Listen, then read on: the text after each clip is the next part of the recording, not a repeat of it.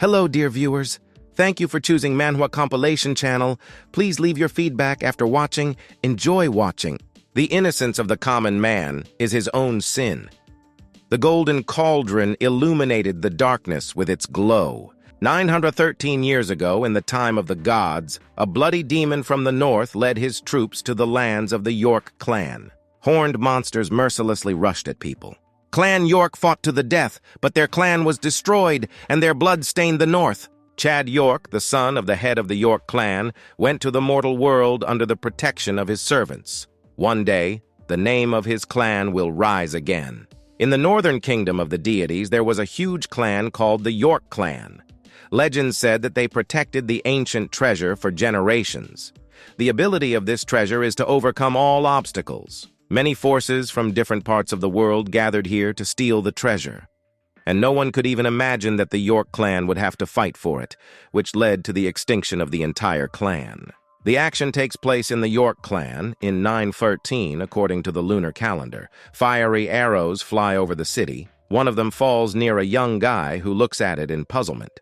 Looking at the sky, he saw a whole swarm of sparkling arrows in the sky, directed towards the city. The guy was stunned. He could not move and was numb with fear. Death was flying straight at him. The main part of the arrows began to reach the inhabitants of the city. They all had only one task: to kill everyone. The messenger ran to the master with important news. Everyone who was in his chambers was alarmed. He reported that the demonic army with all its might was approaching the city. They had already fired at it and were ready to attack, whole hordes of which, with no end in sight, stood in front of the city. Chief among the demons, a monster with red horns wanted to seize the great treasure of the York clan in the city. He told his subordinates that whoever gets it first will be rewarded. Suddenly, strong magical energy appeared. It was directed towards the demons, scattering them in different directions. Its rays blinded everyone around. The spell left behind a crater right in front of the main gate of the city, taking with it many demons. The defenders of the city, legendary heroes from all over the kingdom, appeared before the monsters, ready to take the fight. Both demons and people rushed to attack each other. Although people were frightened by the sight and power of the monsters, they were ready to fight to the last, since their city and families were behind them. From the rear of the demons, a huge blue tornado began to move towards the people. It called them a bunch of losers who had no right to stand in its way. One of the warriors of the York clan looked at it in horror, not understanding what kind of creature it was. The tornado began to materialize into a huge demon. As it turned out, he knew the head of the York clan and turned to him. Towering over him, the demon said that he was as weak as 1,000 years ago. The head was clearly surprised that this demon was still alive. An electric ball began to appear from the demon's finger, threatening to deal with the forces of people. The demon looked monstrous compared to the forces of the clan, and his spells were incredibly powerful. The head realized that everything could turn out very badly. The demon launched a ball at the clan warriors, striking many of them with an electric charge. Being under a spell, people could not move. They stood rooted to the spot and could only watch in horror what was happening. The head looked angrily at the demon, clearly wanting to oppose something. One of the monster warriors rushed at him with a halberd. Attacking from behind, he pierced the chest of the head of the York clan. He was unable to dodge. The gray-haired, bearded man, the elder of the clan, saw this in horror. The death of the master was the worst thing that could happen in this battle. He was already running to help, but a monster warrior jumped on him from the other side.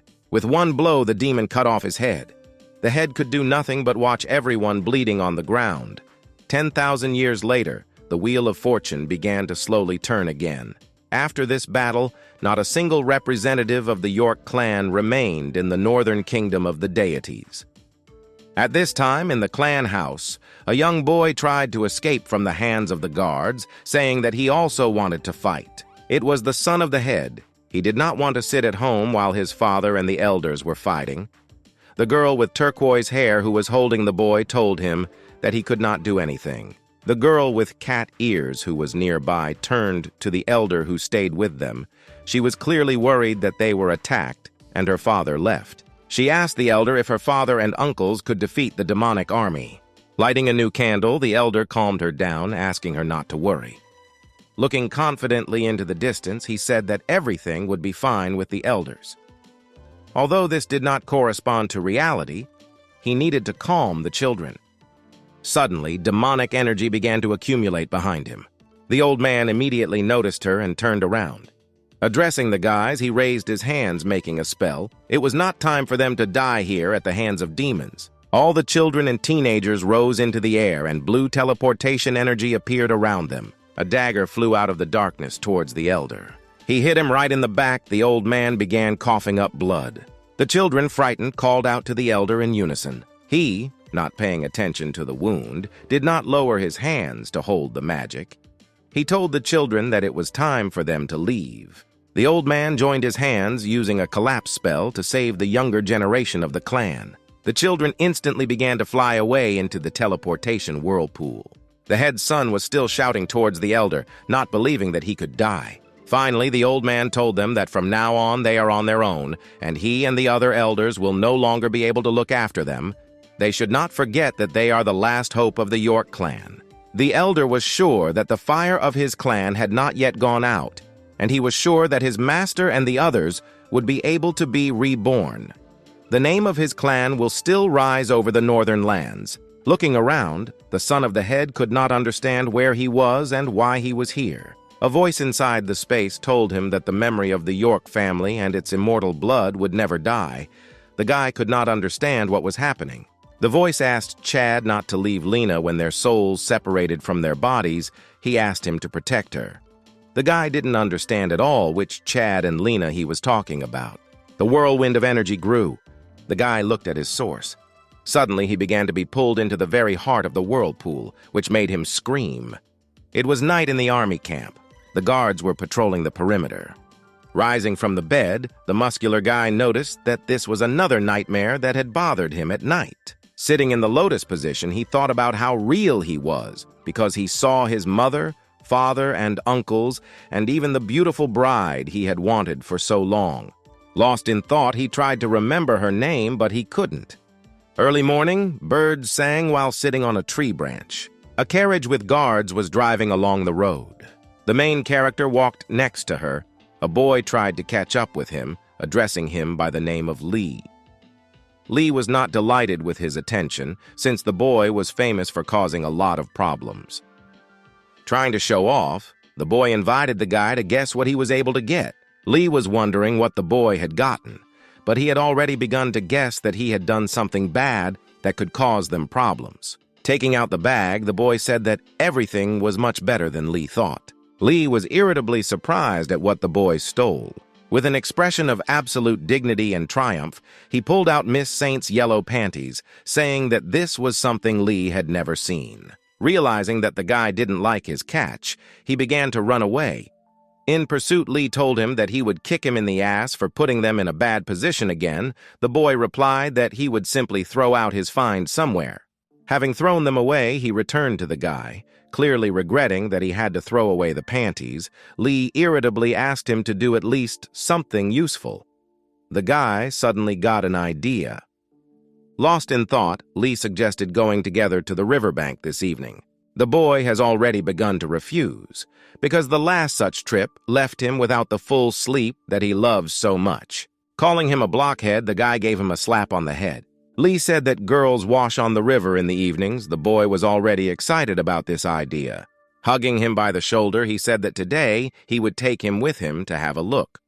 Sitting by the fire in the evening, the guy thought about his sister's health. Recently, it had not been very good and was threatening to become even worse. For how long they had already been sitting on the covered stretcher, they never saw anyone. Throwing a stick into the fire, Lee thought that his sister would faint as soon as he had that same dream. Looking at the fire, he thought about whether they could have some other relationship than what they have now. Suddenly, a plump girl with bloodshot eyes staring at Lee said that her sister wanted him to come to her. The guy was so scared that he screamed. Her appearance was too unexpected for her. Dramatically clutching his heart, he told the fat girl that it really wasn't possible for someone else to call him. Thinking that she embarrassed him, the girl said out loud that he simply could not restrain himself when he saw her. Lee was surprised by such self-confidence. Getting up, he asked her to pretend that he didn't say anything. The girl looked at him questioningly. Lee approached the covered carriage of the sister of the court.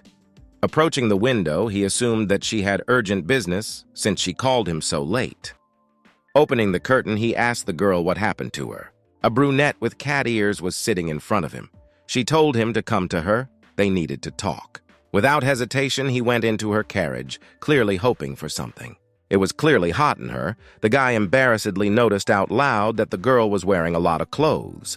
Not only was it hot in the carriage, it was also cramped, and besides, its visitors were single, which is why Lee began to have certain thoughts that made him feel uncomfortable. The girl began to reach out to him. She grabbed his wrist with it. The guy turned blue from tension, after which she sharply pulled him towards her. Getting to her feet, she sternly asked the guy if he had a combat tripod. For some reason, she was sure that he had it. Lee didn't understand at all why she pulled him, and then asked him for some kind of thing. Approaching her face to his, she again asked, clarifying whether he really did not have the tripod, after which she began to feel his torso, which made the guy clearly embarrassed and thinking about the wrong thing. Lee's face was already completely red from the girl's movements. Everything was too passionate for him. His eyes lit up with fire. Considering himself a true man, he could not miss this decisive moment to get closer to a beautiful girl. After which he rushed at the girl, calling her beautiful. She did not understand what the guy was trying to do. With one slap, the sister threw Lee away from her. The guy was upset. She just took him and hit him. Holding his red cheek with his hand, Lee was confused. The girl herself called him, and now she hit him. The logic and course of the girl's actions was not clear to him. The girl irritably realized that the guy still didn't have the tripod she was looking for. She thoughtfully noticed to herself that he had most likely completely forgotten about who the Celestials were. Crawling on his knees, the guy looked lovingly at the girl, saying how beautiful she was. Her right hand began to become electrified. She clearly didn't like Lee's antics. The guy literally flew out of the carriage like lightning and fell nearby. The girl who had recently pestered him looked excitedly in his direction. For his sister, he was already a simple person. He had forgotten the past, and in this case, he could only fail and was no longer of interest to her. The guards around were not at all surprised by what happened. This was not the first time the sister beat Lee. The guy was lying face down in the middle of the camp.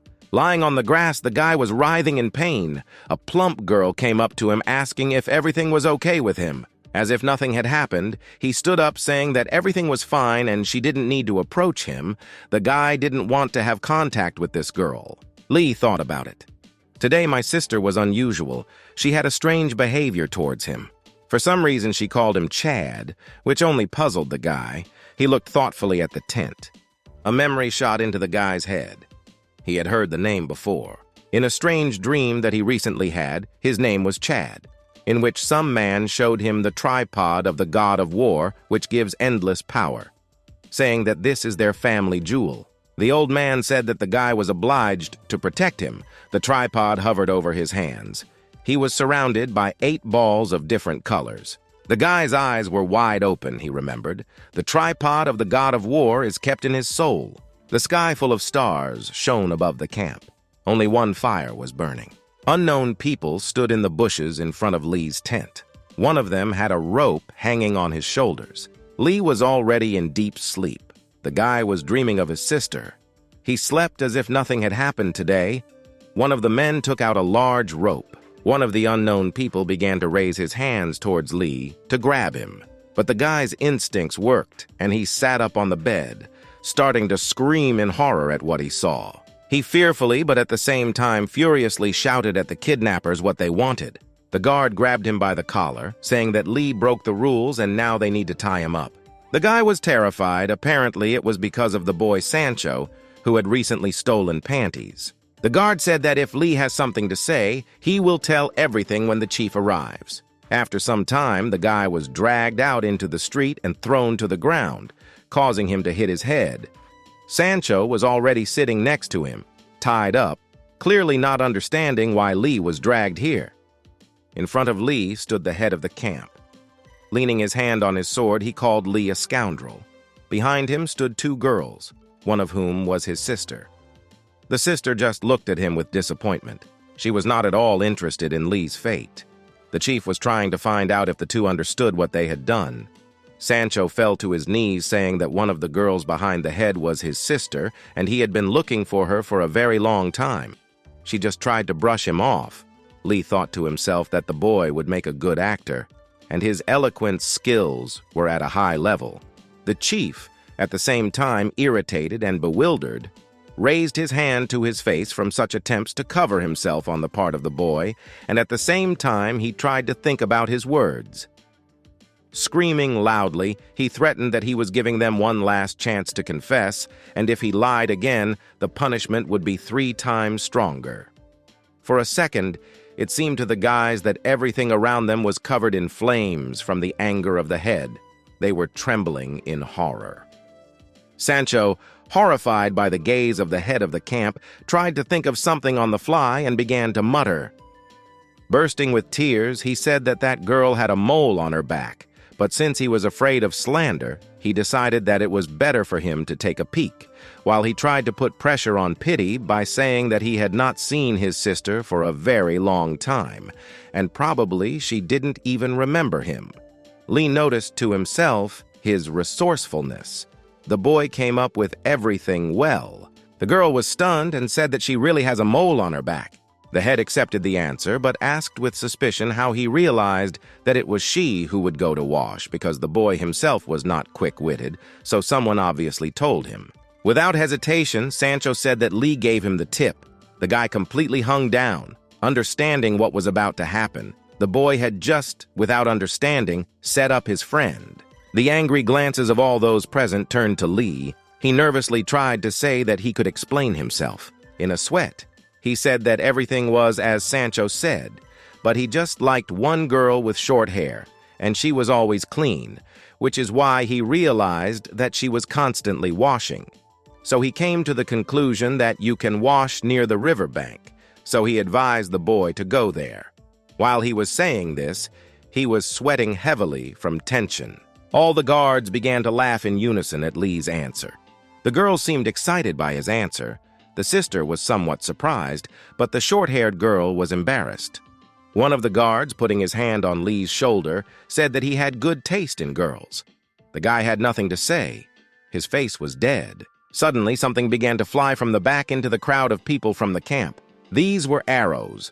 One of them flew straight toward Sancho's throat. The guy turned around in amazement at this, quickly assessing the situation. The boy had enough reaction, and he jumped sharply, saving himself from death. These were mountain robbers. They were firing from a forest edge nearby. The guards began to fuss and run. The head ordered everyone to immediately take up arms and defend the camp. The situation was serious. They were attacked quietly. The leader among the bandits solemnly raised his mace, inviting the others to deal with the camp, wanting to take away all the goods of the people from the camp. The rest of the bandits joyfully exclaimed in support of the leader, after which several dozen robbers rushed into battle, wanting to slaughter everyone who stood in their way. The head of the camp ordered several guards to guard the lady in the carriage. He decided to lead everyone else with him in an attack on the bandits. A battle broke out between the robbers and the camp guards in a clearing in the middle of the forest. Dozens of sparkling swords illuminated the clearing in which they fought. Lee joyfully turned to Sancho, saying that this was their chance to escape while there was such turmoil. Turning to him, the boy said that they could not do this since they were tied up. Ahead of him, the battle was in full swing.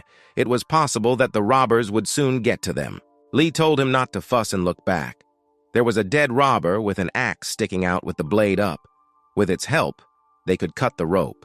Lee looked at the axe again, calculating his chances of escape. He had to act immediately. Their lives were at stake. Still, he crawled up and brought his tied hands to the tip, giving all his luck to the sharpness of the weapon. Having cut the rope, he raised his hands and clenched his fists joyfully. Now he could escape from here.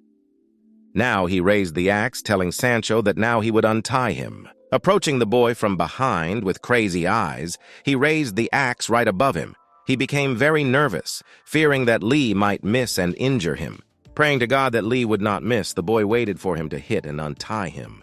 As it turned out, Lee had already done this without any problems. Holding the cut rope in his hands, Sancho was worrying in vain. Now they had to get out of here. It was too dangerous to stay. The robbers would kill them, and the people from the camp would punish them. No matter how you look at it, the situation was deplorable for them. Meanwhile, Sancho found something and called out to his friend. Lee turned to him, not understanding what he had come up with again. The boy grabbed a girl in a dress who was hiding nearby in the bushes. Lee was surprised by the boy's discovery. She begged not to kill her and said that the robbers had brought her with them, clearly hinting that she was a hostage. Sancho asked her whose girl among the robbers she was. She tried to squeeze something out of herself, clearly trying to say that she was a hostage. But the boy did not let her say anything and hit her on the head, ordering her to shut up. He had a bad idea and was not interested in what she could say. Sancho joyfully told Lee that now they can use her as a hostage and force them to leave, thereby performing an outstanding feat, in which case they can return to the camp as heroes and not receive punishment. But Lee thought that this girl was too unreliable and everything could go wrong. Not paying attention to his words, Sancho told him to just watch him. The boy was confident in his plan and further success. Lee asked him to wait, but he was already leading the girl in the direction where the robbers were fighting. Theatrically stepping on a stone with one foot, he ordered everyone to stop, holding the hostage of the mountain robbers at hand. He threatened that otherwise he would kill the woman of the leader of the robbers. The leader turned questioningly at the boy's exclamations. The leader of the mountain robbers, hearing this, laughed loudly. The guy's threats did not bother him at all, and even vice versa. But immediately his gaiety gave way to anger because the boy dared to threaten the leader himself with those whom they themselves had stolen. The leader ordered the people nearby to kill Sancho and Lee. The robbers immediately rushed at them. One of the first robbers had already jumped on Sancho with a pole in his hands. Holding an axe in his hands, Lee warned the boy that he needed to dodge. The robber swung his stick from his left side. Sancho froze without even trying to do anything. At that moment, Lee took both of them in his arms and headed back. The robber's blow missed. Lee made a quick jump with two people in his hands, after which he told them to run in different directions while he distracted the robbers. Sancho noticed that there was nowhere to run. There was a steep slope behind them. Lee realized that there was no choice. He had to jump down. Sancho thought that he had gone crazy, since jumping from such a height was obvious death. Then the boy noticed that their hostage had escaped.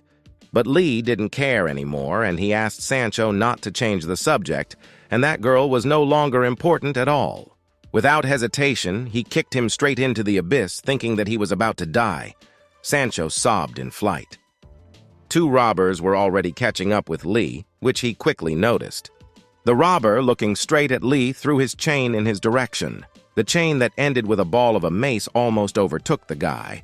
But then he was able to dodge, amazed at the speed of the weapon and the fact that he had just been on the verge of death. The blow of the chain hit the ground. It was so strong that a crack of a couple of meters formed around it, which almost knocked Lee off his feet. Covering his face with an axe from the stones that were flying, from the shaking of the earth, the guy wondered whether all robbers were really so strong. After that, he sat on his knees preparing to lunge. Now it was his turn to strike. Jumping up, he brought the axe forward, wanting to strike his opponent. Due to the hit of the robber's chain, Lee was able to move behind him using momentum. So now he wanted to hit him in the back. The robber, seeing that he was being attacked, extended two fingers on his hand and cast a spell.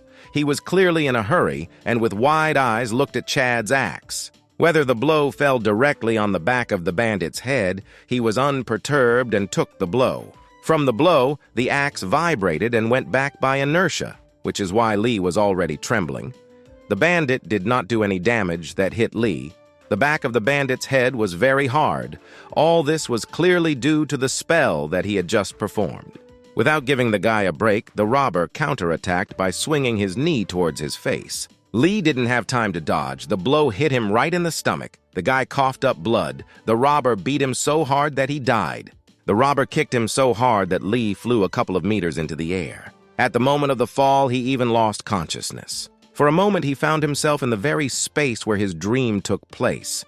A voice listened to him about the fact that he should not get carried away with the elixir of immortality, and only his strength is important, because when his father grows old, the future of the York clan will depend only on him.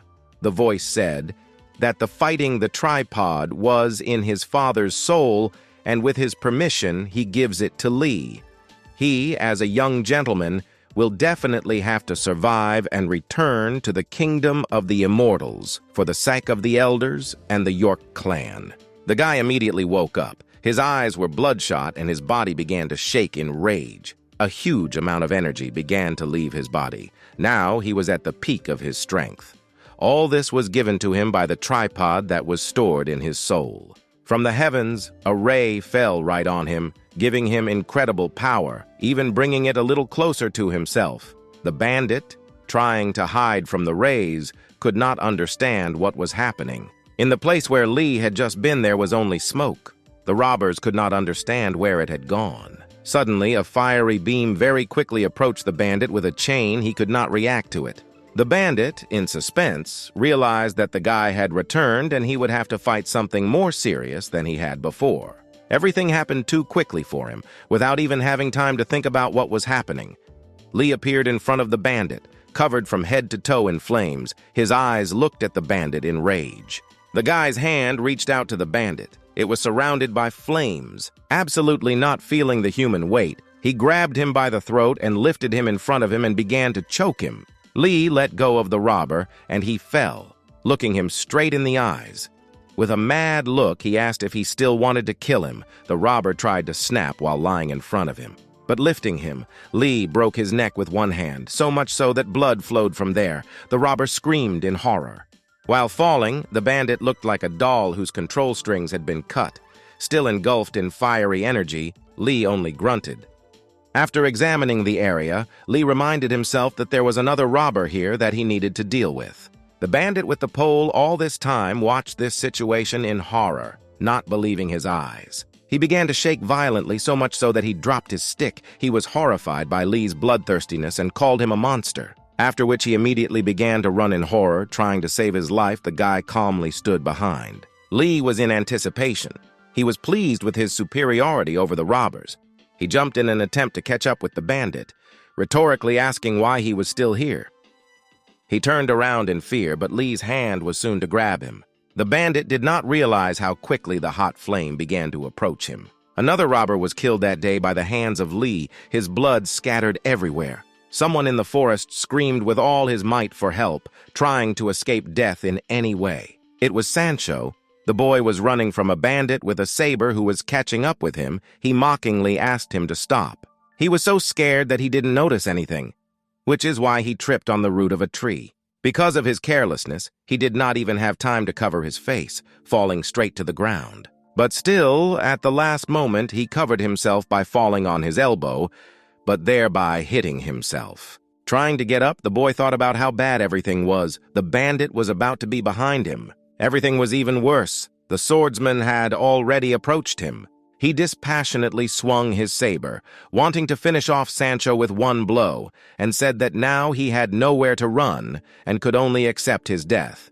But then Lee came to the boy's aid, loudly shouting his name. The saber was already halfway from the boy's face. Having not encountered anything in her path, she cut his face. The blow was fatal. Lee ran in rage towards Sancho, loudly shouting his name. He could not believe what was happening. Seeing what happened, his eyes widened. The bloody boy lay on the ground. Lee screamed in rage and jumped towards the robber. He calmly waited for him, thinking that he could not oppose anything to him and simply move towards his death. Wishing him death with all his soul, the guy swung his sword with a half-turn. The bandit didn't even try to parry the blow. He simply raised his saber to the side of Lee's sword. The guy's sword was blocked effortlessly. Strong energy emanated from both of them. The robber, red with anger and contempt, said that Lee, in principle, was tired of living, and although he was ready to forgive his words, now he would not leave him a chance. With anger in his face, Lee answered him that he was ready to do anything to take revenge for the murder of Sancho. The bandit just laughed and said that they would now see what they were capable of. Suddenly, Lee made a dodge and abruptly went behind the bandit's back. He didn't even turn around and didn't understand what he had done. Swinging his sword again with all his might, he told the bandit not to underestimate him. He was shocked and horrified at the same time. He could not imagine that the guy would be able to beat him. Lee, with a straight face, delivered a fatal slash to the robber's torso, his face frozen in a grimace of horror. He immediately fell and sat on his knees, bleeding. Lee still stood with a calm face and did not move. The bandit's adrenaline wore off and he began to scream in pain. Lee turned around at his screams. At first, the guy was not going to kill him, but because the bandit killed his friend Sancho, he decided not to give him a chance. Raising the sword to the robber's throat, he said that he eagerly wanted to crush such a pathetic insect. Lying down, the bloody robber tried to say that the guy could not kill him since he was from the Lane clan. If he killed him, then the people from his clan would not lag behind and would pursue Lee until the end of his days. Lee didn't care. He said that he would remember the name of his clan. Looking at Sancho's body, the guy asked him to watch. This would not be the last person who would fall in revenge for him. Now it is not the clan that will hunt Lee, but he will hunt them. Out of anger, the guy squeezed the hilt of his sword. With one blow, he finished off the bandit, who, until the last, wanted to believe that he could intimidate Lee with the revenge of his clan. The dead robber lay with his eyes wide open. Lee looked into the distance. In the midst of the red glow, rain began to pour. Lee made a small tombstone for Sancho. The last thing he could do for his deceased friend. He believed that everything happened through his fault and felt it was his duty to take care of his friend's body. It seemed to the guy that if he were stronger, he could save him. Crying over the grave, he promised to become stronger. Sancho just needs to wait and he will definitely avenge him. Looking at the symbols on the tombstone, he said that he recognized his real name, Chad, but the guy no longer understood whether there was any point in saying this now. Sancho never managed to find a wife, which Lee thought with regret. As he laid his hand on the tombstone, the bloody rain continued to pour on him. He promised again this time that he would take several wives in memory of his friend. The girl with an umbrella behind her ironically called this promise very noble and said that Lee had completely become mortal. The guy turned towards the voice. It was my sister, in her opinion. Without mental strength, the guy became completely vulgar. Calling the girl named Mary, he noticed her arrogance despite wandering around the world. The girl was clearly annoyed by Lee's reproach. Energy even began to emanate from her. Being in high spirits, he reminded her that she had completely forgotten that she was constantly running after him in another old world. Mary was surprised. The guy finally remembered who he really was, but the main thing was that she did not feel his power at all. The guy, admitting that he is actually Chad York, said that although he has no spiritual power, he is full of love and devotion, unlike her. While his soul was so close to the body of a simple, vulgar man, she had no thought of their joint engagement. Still sitting in the rain, he indifferently replied that he didn't really need it. Suddenly, the girl felt something in Chad. She felt the combat tripod in his soul and immediately rushed towards him, trying to grab it. The umbrella fell behind her. But Chad grabbed her hand without any problems and called her behavior rude. She ordered him to let her go. The girl was very angry. She said that she saw the guy have a combat tripod. He didn't seem to understand what she was talking about. Without a moment's hesitation, Chad took off his outer layer of clothing. He pointed to his bare torso, saying that he couldn't have a tripod since it was nowhere to be found. Mary was noticeably embarrassed and blushed. In addition, the guy offered to take off his pants so that she could absolutely make sure that the legendary artifact was missing, to which she refused and asked him to stay away from her. Putting his clothes back on, Chad asked about the reason for the importance of the tripod. She replied that their clan came from the northern lands, and as soon as the location and overall existence of the battle tripod was discovered, the world would be engulfed in a terrible catastrophe. So he was still important, in her opinion. But since he has nothing, in her opinion, their fates are now not connected in any way. Mary picked up her umbrella and started to walk away. The guy said that he would not accompany her, citing her own abnormality. He noticed to himself that this girl was a complete snob, and even if he had the spiritual powers that interested her so much, he would not need her at all. The round moon illuminated the forest with its radiance. Chad once again said goodbye to his fallen friend. Putting his hand on the tombstone, he again promised to avenge it. A sword stuck out in the ground next to him. Having lifted it, rainwater flowed from it. As he was leaving, the guy noticed that those robbers didn't have long to walk on the ground. Now it was his turn to strike. The rays of the sun shone on the busy city. It was Yangtown, which is located in the Fengcheng Empire. The main character was in the army camp, in a small house in the middle of the forest. While cultivating, he thought about why Mary was able to remember everything and he couldn't. Where were his spiritual powers all this time? Sitting in the lotus position, he directed energy directly into his torso, towards the tripod.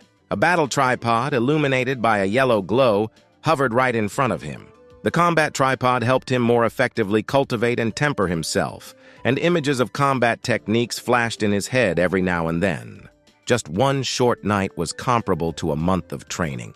If he could forcibly push the energy of all 5 elements into the tripod, then it is completely unknown what could happen. In the end, he was not the only one who could have acquired such a treasure that possessed 5 elements, but for some reason it was he who had it. It was widely known that in these lands people develop the volumes of their spiritual energy in the body. After a long time of training, at the point where the heart is located, a solid body was formed from that energy. The same essence was with monsters. The energy inside them could be transformed into internal elements to gain immortality. They can be transformed into an elixir, which helps in cultivation, for which many people fight among themselves.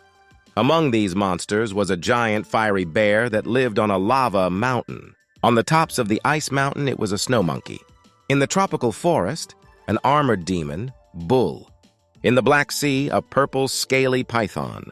Chad understood that if he decided to go fight one of these monsters now, then with his current strength it would be an ordinary suicide. And yet he was not interested in wandering among ordinary mortals, where it was better to die and find peace in the rebirth of the soul, in the body of an ordinary mortal. Moreover, the internal alchemical components of monsters are very expensive, and he didn't have any money. Looking at the tripod, the guy said that he would have time to suffer with it.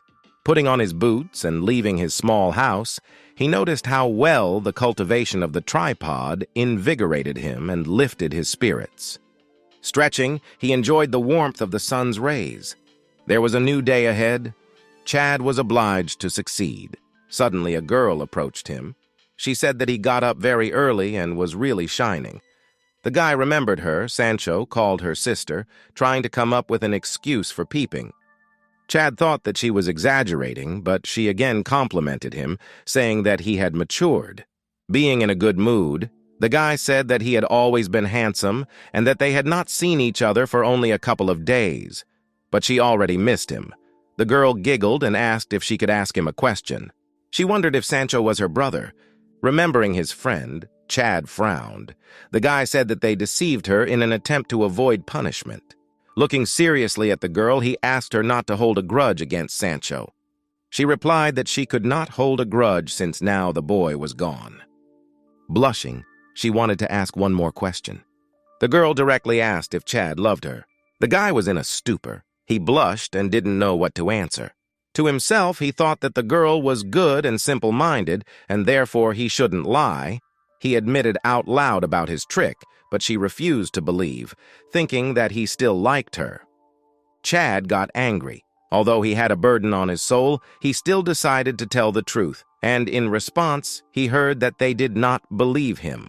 Although at the same time, it was a good chance to get alchemical ingredients from the warehouse, since the girl was a storekeeper there. Approaching her and calling her a beauty, he asked if she really had the keys to their mercenary warehouse. She replied that this was true, but their commander had already sold one of the 2 goods. I don't understand what the guy wants. Chad replied that he just wanted to inspect the ingredients. Making a pitiful face, he said that he would not touch anything, and no one would even know about his presence there. The short-haired woman agreed, but on the condition that he would not touch anything. Otherwise, they would be executed by their own people. Chad said with confidence that she shouldn't worry because he doesn't care about his life, but he won't hurt the girl. She agreed. Already in the warehouse, the guy was groping everything that came to his hands, which made his companion pretty nervous. Approaching the red boxes, the girl said that they contained what Chad was interested in. They contained 2 granules of internal alchemy, yellow and blue. Chad really liked their color. They looked like a treasure. The girl said that these two treasures truly belonged to the commander, but since their potential buyer offered a low price, the commander decided to keep them for himself for a while. Taking out a golden one from the chest, she said that only monsters with a high concentration of chi energy have it. The guy was stunned. Such a valuable item was so close, the sight of the yellow ball was mesmerizing. Chad snatched the pebble from the girl's hands. Asking him to look at it in more detail, she asked him to be very careful. Chad heard that the inner essence of a monster helps to cultivate and decided to clarify this with the short-haired one. The girl noticed that the inner essence of monsters can be consumed only after the master makes an elixir that ordinary people cannot use. While she answered, the guy behind her did something with the ingredient. The ball began to hang in the air and emit energy. Chad did not expect this. Apparently, it provoked a release of energy. The combat tripod absorbed all the energy of the monster's essence. Now all that was left of it was the shell of a yellow ball, everything that reminded of the power of the object. The guy was very happy about this. Now his cultivation will go even faster. Now he really has become the strongest. The girl couldn't understand why he was so happy. The guy, handing the ball into her hands, replied that he was simply overexcited from the fact that the essence of the monster was in front of him. With anticipation, he asked to be given another essence, a blue ball to look at. Handing it into his hands, she said that this was already the essence of a water-type monster, no less rare than the previous one. Metal, wood, water, fire, earth. The soul could only absorb one of these elements. The guy was very interested in what would happen if he tried to absorb two. Cowardice now will not help him move forward. He had no time for fear and apprehension, only to move on. Having started to extract energy from the essence, he decided that he would not know if he did not try. His soul calmly absorbed the water essence. Nothing unusual happened. Thus, he realized that using a combat tripod, he could control different elements. The girl again could not understand why Chad was so happy just holding the essence in his hands. He replied that he was just in a good mood. At this rate, the guy would soon increase his rank given the ability of the battle tripod to absorb essences. He only needed to get the right amount, then he would reach the 8th rank. Chad could only rejoice at such events. Chad was very grateful to the girl. Even though she didn't even understand what really happened, she was glad to just help the guy. Calling the girl by the name of Isabel, he asked where he could find the essences of monsters in large quantities. Hoping that she would not leave the forest, she replied that they were sold in large quantities at auctions. And indeed, the guy didn't understand why he didn't think of it right away. Now they had nothing to do in the warehouse and they left, closing the door behind them. Having slammed the doors, the girl invited him to go back. The guy answered positively. Taking Chad by the arm, she asked to call her simply Belle. The guy was embarrassed by such kindness. Suddenly, they came out to the trio. One of the guys with an evil grin called the child a brat. Obviously running into a conflict, he said that there is a lot of work in the troops, and at this time he was walking with a girl. It turned out very ugly on his part. The one who called Chad was a representative of the younger generation of mercenaries. Lloyd, an 8th-level mercenary. He was in love with Isabella, but she rejected him. The girl fearfully stood behind Chad's shoulders. Taking his hand, she excitedly looked towards the mercenaries. The guy already heard that Lloyd was interested in Isabella, so he needs to protect her, otherwise he might treat her badly. With a grin on his face, Chad said that Isabella is now his girlfriend, and Lloyd is interfering with their happiness. The mercenary was annoyed, considering Chad unworthy of such a pair. Chad reproached the mercenary captain for the fact that his facial expression quickly changed after his words, and that it was very ugly to hide your anger behind a false smile, and it would be better to let everything out. Lloyd was beside himself with anger. He was already heading towards Chad.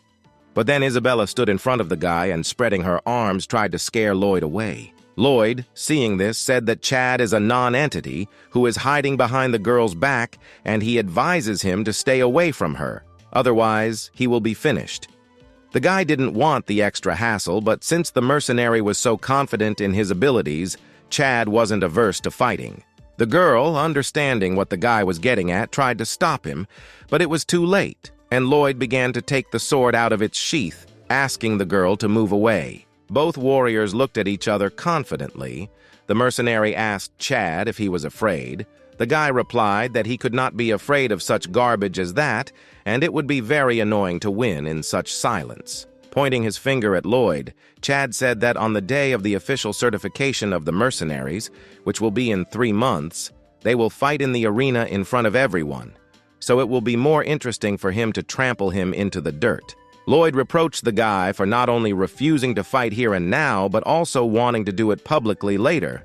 On the whole, he was satisfied with this situation. Chad said that they talk too much and he can't wait for their fight. Being completely confident in his victory, Lloyd said that he would definitely publicly humiliate Chad. Taking Bella's hand, Chad finally said that they would see who would humiliate whom. The mercenary finally said that he would tear the guy into pieces if he did not come to the battle. Chad calmly left. Lloyd, clenching his fist, was dissatisfied with the fact that only after 3 months he would be able to get even with his opponent. After some time, the couple was sitting by the riverbank. They had gone quite far from the place of the altercation with the mercenaries. Looking at the guy excitedly, Bella was not sure that he would be able to cope with Lloyd. But the guy confidently reassured her, saying that he had a plan. Chad was surprised that Bella did not run after Lloyd like many girls, because he was quite a good guy and also one of the strongest among the mercenaries. The girl replied that Lloyd was quite normal, but last month she and her sister saw how he forcibly tried to undress their friend, but this matter was hushed up due to the fact that his commander had a good opinion of him. Therefore, she did not like Lloyd's violent desire to run around with girls. Chad responded to this by saying that in 3 months he would pay heavily for his misdeeds. But the short-haired woman was still not sure about Chad. This visibly upset him as he assumed that he looked weak in her eyes. Immediately realizing what the guy was thinking, he blushed and said that she was just worried about him. Running away due to extreme embarrassment, she said that he had seen her body and should take full responsibility.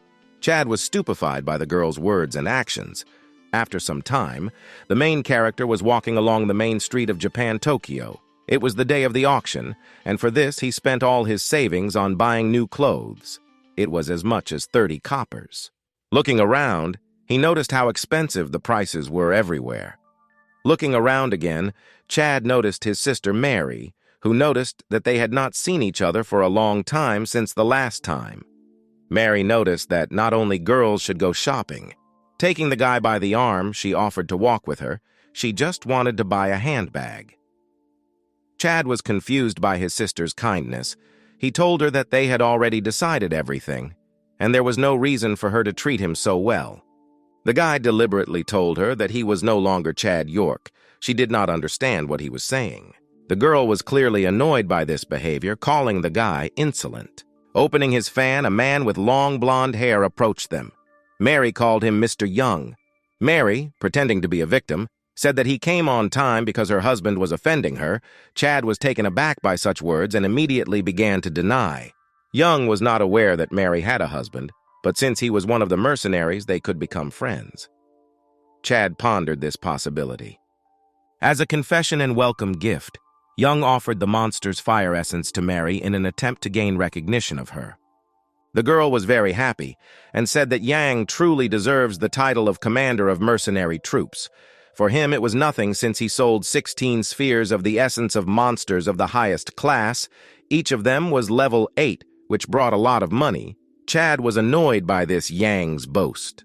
Having received such a gift, Mary again began to pursue her line and said that while her husband was next to her, she could not love another, clearly trying to get Young to take some action. Young took her words seriously and said that if she said that she wanted to be with him, then his guards would deal with Chad. They immediately took out their weapons in preparation for a fight. Mary agreed without hesitation. Chad was only dissatisfied with the fact that the girl considered him weak. This was the only reason for a fight with Yang's guards in order to prove his strength. And yet the guy did not want to fight. He began to praise the mercenary commander, calling himself a boy who could not compare with him. The guy had a great idea how to get out of the situation. Because the guy had a low status, the head of the army could take the girl for himself without any problems. Young and Mary were shocked by his answer. The latter was not very valuable to Chad, so he could easily let go. Mary was angry. Realizing that her trick had failed, Young laughed, saying that the guy knows a lot about how to get out of a problematic situation.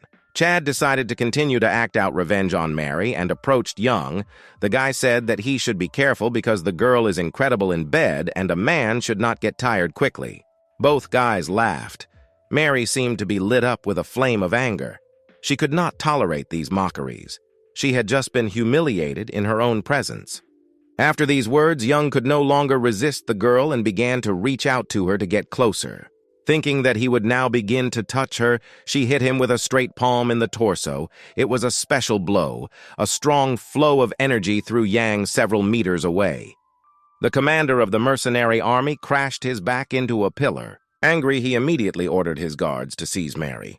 The three spearmen jumped on Mary without hesitation. The girl didn't even move. She just mockingly asked if this was all they could do. With one jerk, she swung her sword and cut through all three spearmen with a completely calm face. Now she ran towards Yang, intending to finish off him too, since he had humiliated her. The man was in shock. He was angry and shocked at the same time, not believing that Mary could kill him right now. The warrior ran as if through him. Yang fell to the ground, dead. The guards looked at what was happening in horror. Without hesitation, they rushed at the girl. Seeing this, she used the technique of 1,000 swords. Their red radiance illuminated everything around. The swords flew towards the guards. They could not do anything. Many guards fell dead. One huge sword now began to appear from Mary's hand. Now the frightened and battered guards ran away. While the girl was fighting, Chad picked up the monster's fire essence. Now was a good opportunity to use it. Suddenly, one of Mary's bloody swords fell right in front of him. The girl approached him, anger radiating from her as the guy essentially destroyed her reputation. Calling him dead, she tried to stab him with her sword, but Chad easily dodged. With one energetic leap, he climbed onto the roof and tried to escape. But Sister jumped after him. The guy was very surprised that she could catch up with him. Trying to get out of it, he said that she started first and he just returned the favor. According to the guy, she has already killed a person, so she should stop. Surprised people from below watched this couple shouting at each other while jumping on the roofs. Chad still managed to break away and finally said that he did not have time to have fun with her and much more important things awaited him. To catch up with him, Mary said that if she sees him again, he will not live. Soon the guy reached a tall building with a monument to the demonic lion. It was an auction. The auction house of the Chung clan opened before the eyes of the protagonist. Despite the large flow of people, there have never been any incidents here. Chad had an excellent plan prepared to strengthen his spiritual energy. The surname of the mayor of the city was Chung, which led the guy to certain thoughts. Entering the building, Chad put the bag on the table, shouting that he wanted to check his goods. In front of the table, a fiery phoenix hovered in the air. An old man sat on it who agreed to the guy's request to inspect his goods. The essence for the elixir of immortality of the 5th level cost 16 gold. Chad thought that the old man was mistaken, and it was an essence of the highest standard, which clearly costs more than 16 zlotys, to which the old man replied that if he considers the amount small, then he can keep the essence for himself. Chad noticed that a few days ago the mercenary troops sold the old man 15 of these essences, and he gave 100 gold pieces for each. So he must be mocking him. The old man only laughed at the guy's words because he believed that the essences he bought were no less than the 7th level, and Chad's goods were no match for him. Chad was amused by his answer, so he said that the old man, because of his age, could no longer distinguish anything.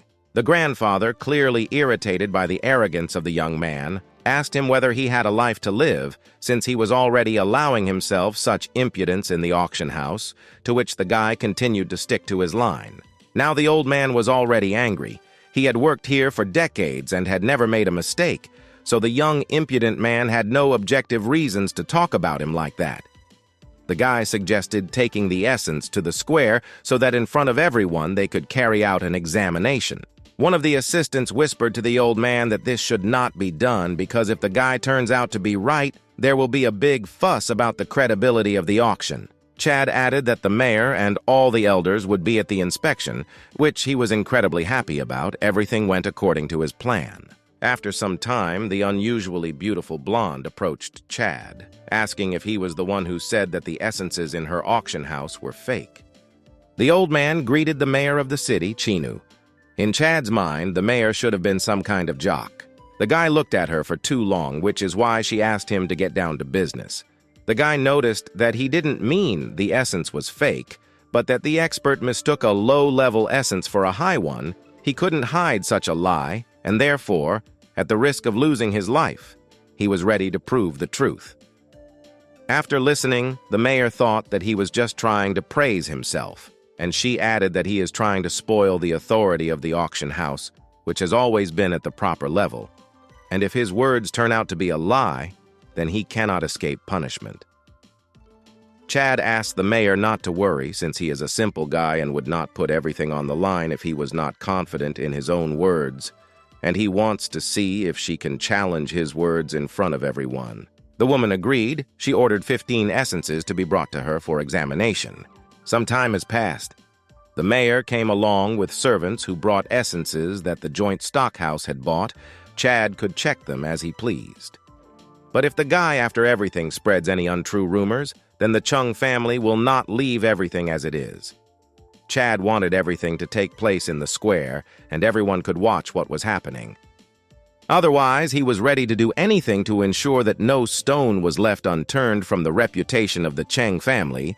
These words greatly strained the mayor, but she agreed, believing that, on the contrary, they would be able to show their unconditional reputation.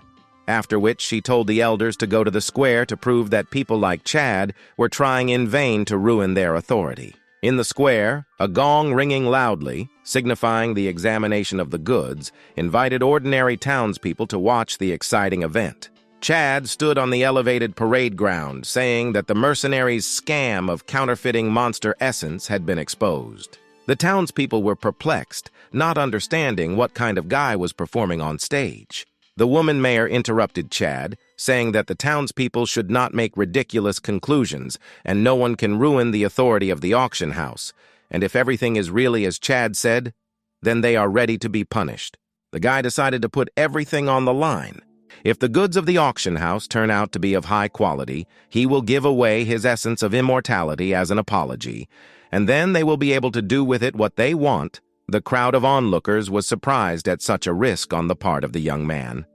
Now, with an evil grin, he asked what would happen if the product turned out to be of low quality. The mayor replied that if at least one of the 15 essences is of the 5th standard, then she will bow to him in front of the whole city and ask for forgiveness, and he will also be able to choose one of the treasures of the auction house as an apology. Chad agreed, but he also wanted to invite respectable people of the city to judge them. Since it would not be fair if only the auction house made the final decision, the mayor agreed without any problems. An old man approached the stage. He decided to pay tribute to 2 people. In his memory, it was not often that the city was so noisy. The mayor addressed him as Elder Duncan. This was a fairly respected person, so the mayor agreed that she would not have to call the others, and only Duncan could check the goods. Chad was unhappy. It was clear from the old man that he wanted to ruin the guy's whole plan. Duncan began to evaluate all the balls in order. He called 4 pieces the 9th sample, 6 pieces the 8th sample. 5 pieces were of the 7th sample. All this meant that all 15 pieces of essences were of high quality. Now it was Chad's turn to check the essences for authenticity, he agreed, asking everyone to observe. In his opinion, the fake essence of the highest class is just a huge amount of energy that simply covered the elixir. Inside the shell itself was hidden the true essence of immortality. The elder and the mayor considered Chad's arguments to be nonsense. They had never heard of such testing methods before, so it was better for the guy to show everything in practice. Chad began to absorb part of the energy of the essence, as if pretending that it was just energy from the surface. A crowd of onlookers carefully watched the guy's actions. 10 minutes later, he breathed a sigh of relief. Showing the essence to the judges, he asked what grade it was now. Everyone was shocked. What they saw seemed impossible. The mayor and the elder confirmed in horror that this was the 5th test. The crowd around froze, watching the situation. The auction house existed for hundreds of years and always had a good name, and when a mistake was made, they always admitted it, so the mayor asked to continue checking, and later they would sum up the results. Chad replied that the fight for justice is his responsibility, and he has no right to abandon his duty and therefore will continue. Time after time, sucking out energy, more and more fakes were discovered. Duncan and the mayor watched in amazement. 14 of them turned out to be the fifth sample. The last one left, with the most powerful energy. But Chad finished it without any problems. The color of the granule faded and another fifth sample opened. Chad reminded the mayor that according to her own conditions, if one of the 15 essences is the fifth sample, then he wins. A quality assessment was carried out. Now he was waiting for an answer. The woman said that the mayor would never break his word. The elder decided that they were very unlucky with the mercenaries, since they were already so cunning that they deceived even them. Dunak again turned to Chad with a request. There was another essence in their palace. He wanted the guy to evaluate it too, after which they could start communicating about their bet. Chad thanked for the opportunity, but referred to the fact that they could find him among the mercenaries of the Storm Army. He would always be ready to test their elixir for authenticity. Now the mayor turned to him with a request. In the same way, she wanted to check the essence for the authenticity of the sample. Since now the mayor had already asked for the guy, he could not refuse. Having torn the scarf from the box, he was taken aback. Before him was the essence of immortality with extraordinary power. Energy radiated from it. Chad could already tell that this elixir was truly extraordinary. The mayor bit her lip in anticipation. Looking at the essence, Chad noticed that these were very rare, and it would take a lot of time to get one like this. All he could do was just play along, respond with cunning to cunning. Having felt the energy, he said with confidence that this pill was absolutely not a fake. Immediately, the guy decided to remind that if one of the 15 internal pills of the magical beast would be fake, then he can choose any of the treasures in the auction house as an apology, and that is why he wants to take the extraordinary essence of immortality. The elder and the mayor were taken aback. The price of this essence was calculated in fortunes, and the guy wanted it as an apology from the auction house. This ratio was proportionate. Since the woman was the mayor of the city, she had nowhere to go. So through gnashing of teeth, she agreed to give the essence to the guy. The old man was angry. He could not agree with them giving the pill to the guy, which is why he asked whether he wants to die right here. Satisfied, Chad thanked the mayor for keeping his promise and put the ball in the bag. He immediately decided to leave, finally saying that if she had any other pills that needed to be identified, he was always ready to help. But now he was forced to leave them. The woman followed the guy with her eyes. The old man tried to stop him, still not believing that the exchange had taken place. As soon as Chad left, the mayor, with a straight face, ordered her servant to gather an army around the Storm faction.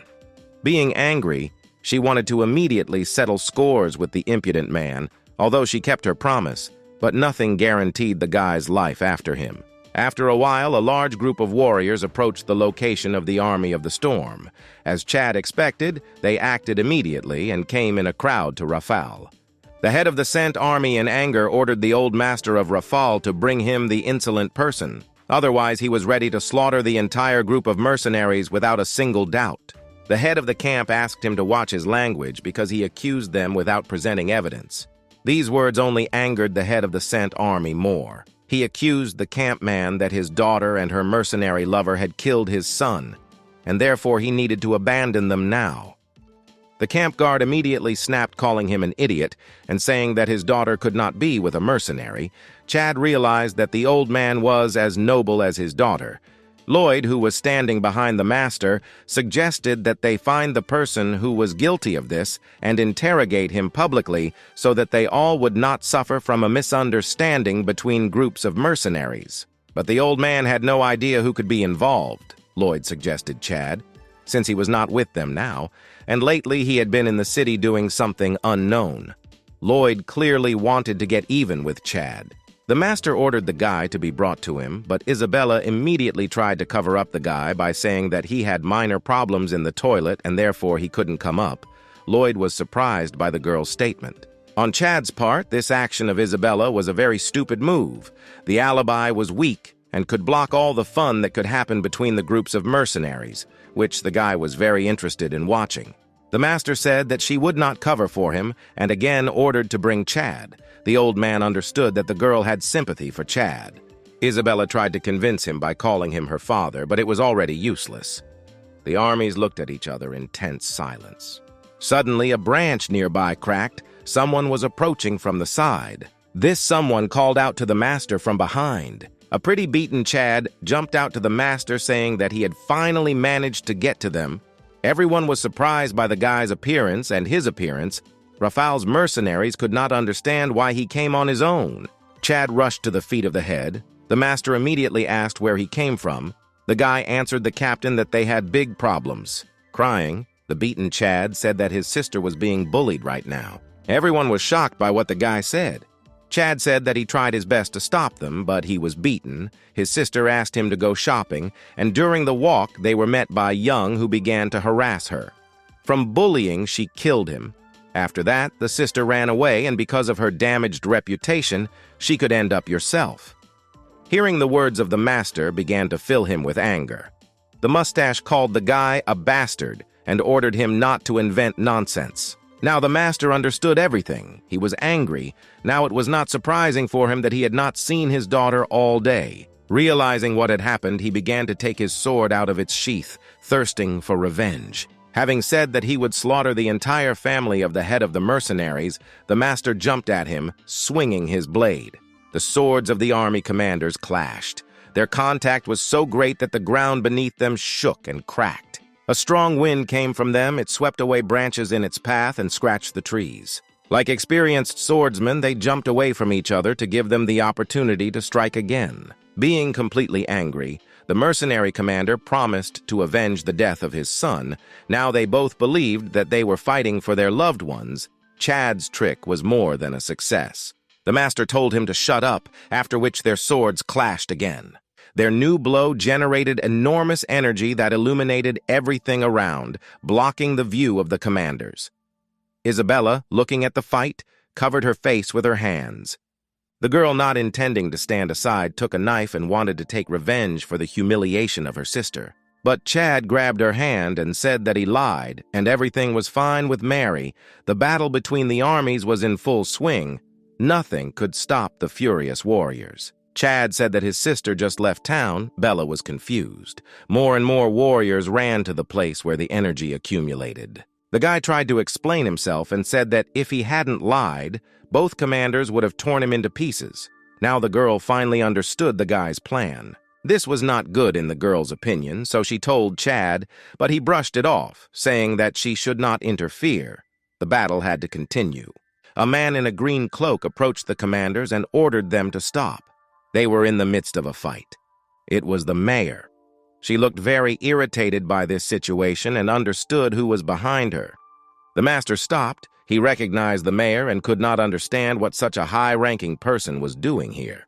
The woman ordered the mercenary commander to explain well what he was doing here. Apparently, he came to the battle without notifying the lady at all, which was a clear violation of subordination. While the servants grabbed the commander, she told him that the auction house had disgraced itself, and they would discuss everything directly there. Until the very end, the commander believed that this was some kind of misunderstanding. Lloyd, looking at all this, could not understand why the commander of the fire squad mercenaries was captured by his own people. The Stark Master also could not understand the reasons, but they no longer bothered him. The master asked Chad if he really told the truth. He could not answer anything other than positively, so the master ordered everyone to immediately go in search of his daughter. Master Jose ordered all his subordinates to search the city, but they were unable to find Mary since she had long fled from the city. Taking advantage of this position, Chad took Isabella with him and went to the mountains to prepare for a fight in the arena with Lloyd.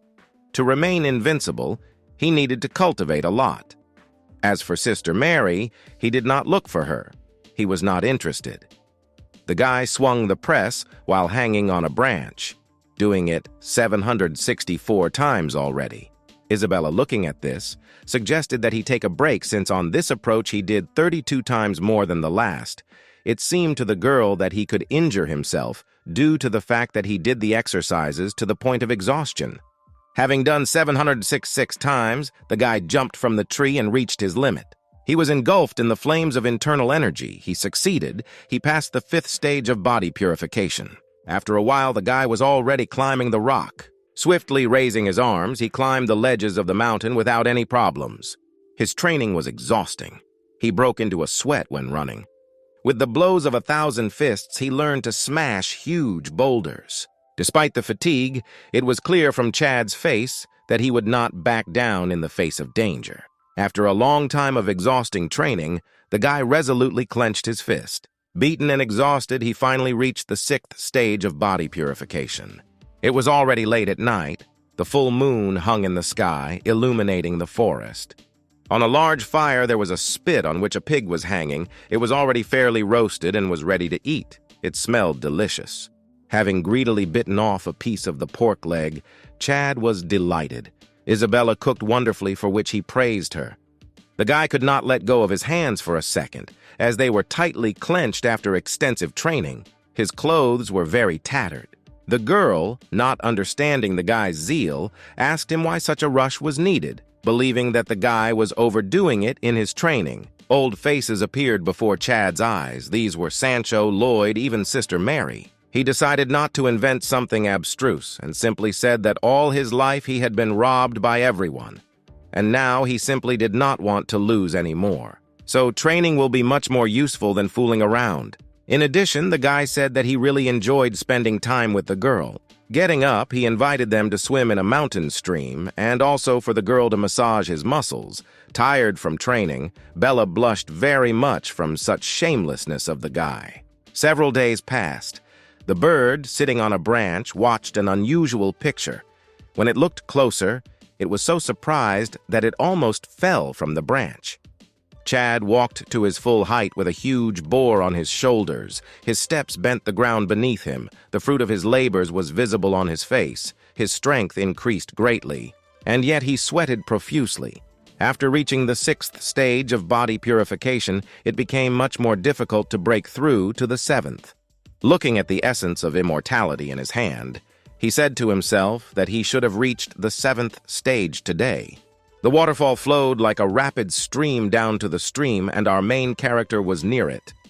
Isabella called out to him, clearly worried about his condition.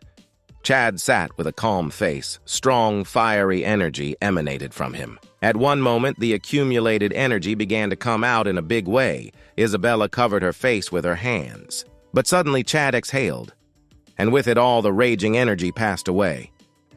The guy has reached the 7th stage of purification.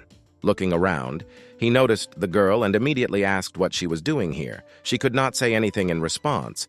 Bella seemed to freeze. Frightened, the guy ran up to her, trying to understand what was wrong with her. But the girl immediately calmed him down, saying that everything was fine, and she was just very surprised. She remembered what she wanted to say about the fact that exams for mercenaries begin today at noon. Chad had already completely forgotten about them. This was an excellent opportunity to test the results of his training. Today, the young warrior was supposed to officially become a mercenary. Blushing, Isabella said that real mercenaries can get married, thereby hinting at her. The guy replied that this was great. He clearly had big plans for their future together. Now he was already walking towards the city. He really wanted to surprise everyone present at the exam. After some time, he was at the exam site, which was located in the red building of the Rafal Mercenary Detachment. The master and Lloyd assessed the current situation. Even if the fire mercenaries returned the money to the auction house, they would still remain very rich, and the commander uses the money to attract young talents.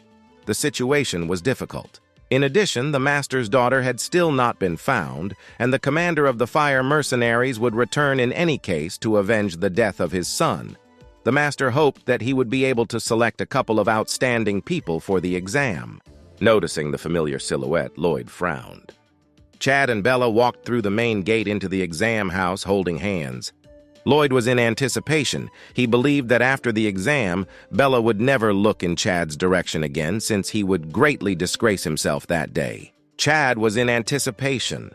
Finally, the day of the bet had come. Today, he would show what he was worth and what he had been training for all this time in the mountains. A large number of soldiers lined up on the parade ground awaiting the start of the exam. The master announced the beginning of the exam and said that only a person who has reached the 6th stage of body purification will be awarded the title of mercenary. The first he announced was a guy unknown to Chad. The crowd began to buzz, waiting for him to take the podium to the crystal. The guy was clearly nervous because he was the first, but he immediately jumped towards the podium. Approaching the crystal, he put his hand. Crystal revealed that he had the 5th stage of purification. The master accepted the answer and appointed the next one. The guy who went first was very sad. For him, this was already the 2nd time he failed the mercenary exam. Chad noticed that only 2 months had passed since the last exam, and few people would have been able to reach the 6th stage in such a short period of time.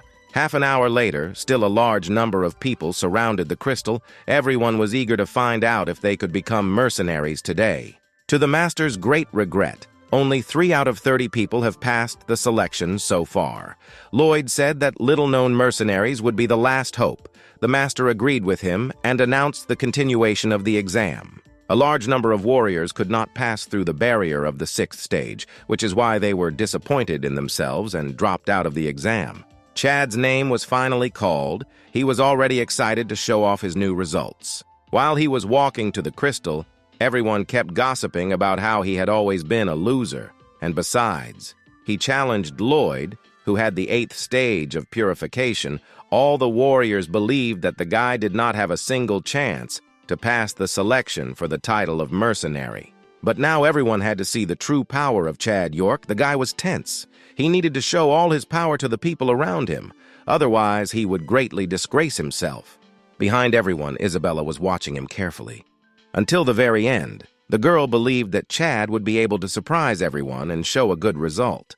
Raising his hand to the test essence, he brought out all his energy that he could into it. He had no right to a second chance. Its huge streams scattered in different directions like rays across the parade ground with the crystal. The crystal showed the 7th level of body purification. Lloyd and the master were stunned by this result.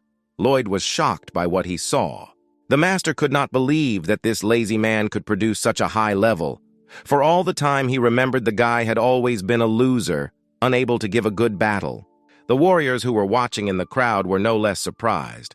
No one had believed in the guy before, so the onlookers could only watch with wide eyes. The master noted in surprise that just 2 months ago, Chad was at the 4th stage. Lloyd, in principle, did not believe that what was happening was possible. The speed of Chad's cultivation amazed the master. He looked at Chad, who stood motionless on the parade ground with the crystal. Energy was still emanating from Chad. A smile was visible on his face from the results obtained. Master and Lloyd immediately jumped to him to talk about his success. 2 flashes descended from the very balcony of the red building. The master happily told Chad that now they had a genius in their squad. He was already thinking about how to properly use the guy's skills, but Lloyd did not share his joy, realizing that it would be much more difficult for him to win their bet. The master praised Chad for improving so quickly. He even put his hand on the guy's shoulder. Now he could consider himself a real mercenary. Lloyd was beside himself with anger but could only chuckle, not daring to contradict his master. If Chad didn't object, then the master wanted to give him an excellent nickname after such stunning results. These words only made Lloyd angrier. He thanked him but said that he had already come up with it for himself. Since they still believed that his name was Lee, now his new name and nickname would be Chad York. Lloyd did not fully believe in the possibility of such an outcome. His fists clenched with anger.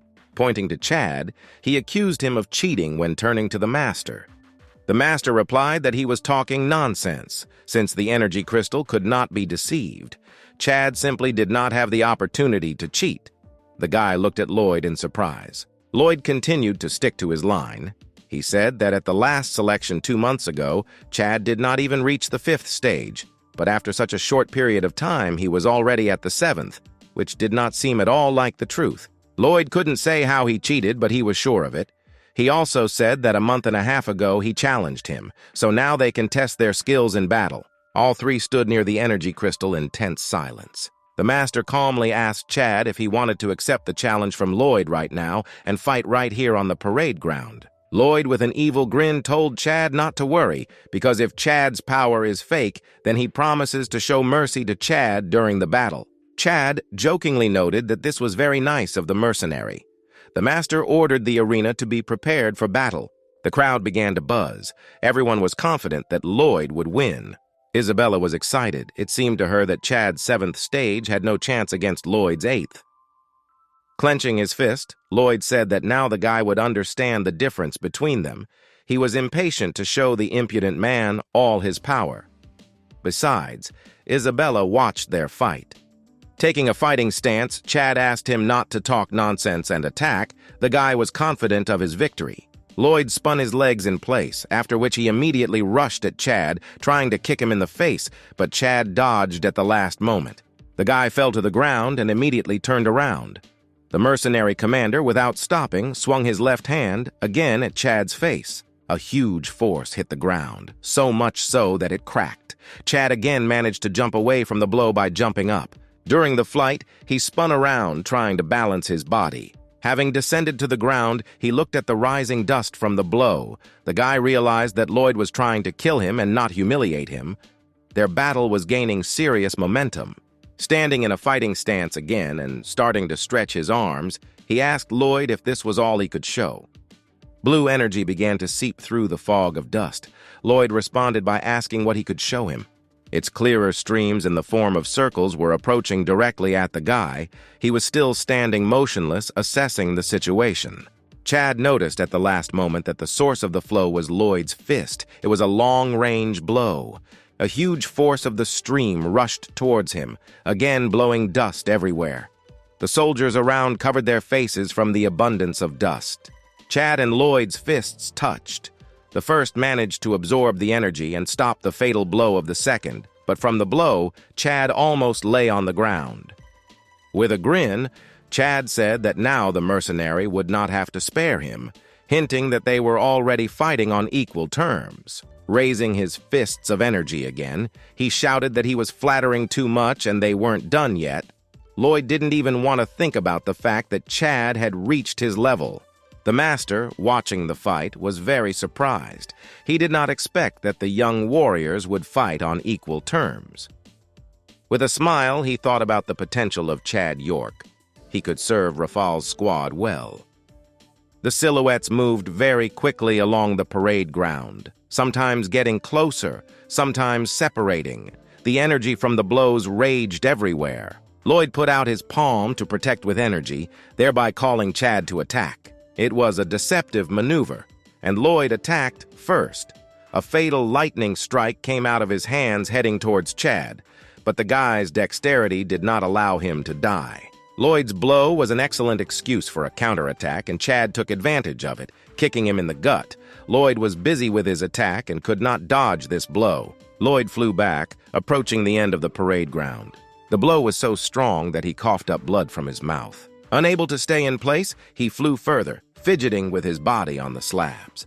Lloyd lay in the middle of the parade ground. He did not move at all. For a moment, he lost consciousness.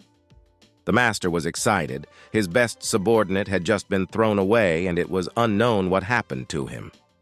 Isabella and the crowd of mercenaries were shocked by the outcome. Lloyd was knocked down. In their opinion, Chad did the impossible. The mercenary commander stood up holding his stomach. Chad's blow hit him hard. Rising up, he could not understand what kind of skill Chad used on him, and how he, in principle, was able to injure him. Chad mockingly said that it was a completely ordinary kick, and mockingly asked if he was okay. Saying that he is forcing him and he cannot lose, Lloyd takes out a sword, the main and most deadly weapon in his arsenal. Once again, large flows of energy began to accumulate near the parade ground. The mercenary commander gathered energy for a new blow. Jumping with a sword on Chad, he wished him death, clearly wanting to kill the guy with his sword.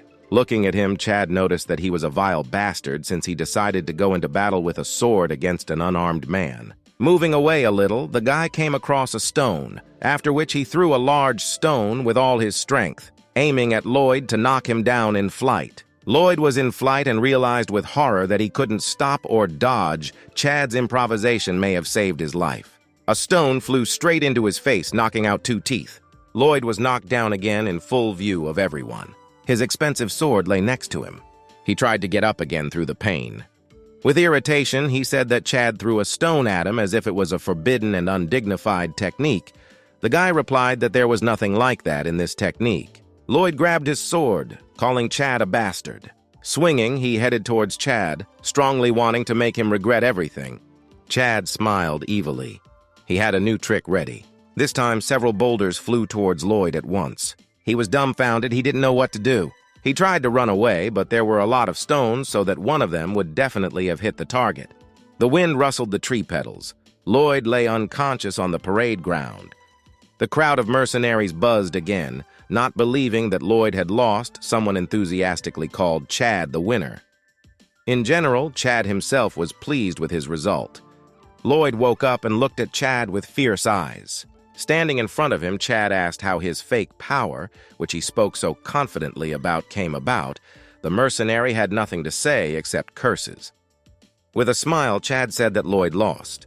Calling him a dirty mongrel, Lloyd said that he used a secret weapon. Chad laughingly agreed, calling the secret weapon 2 stones. Standing with his foot on Lloyd's body, he humiliatedly told him that instead of buying a sword, he should have just taken stones. The mercenary called him a bastard.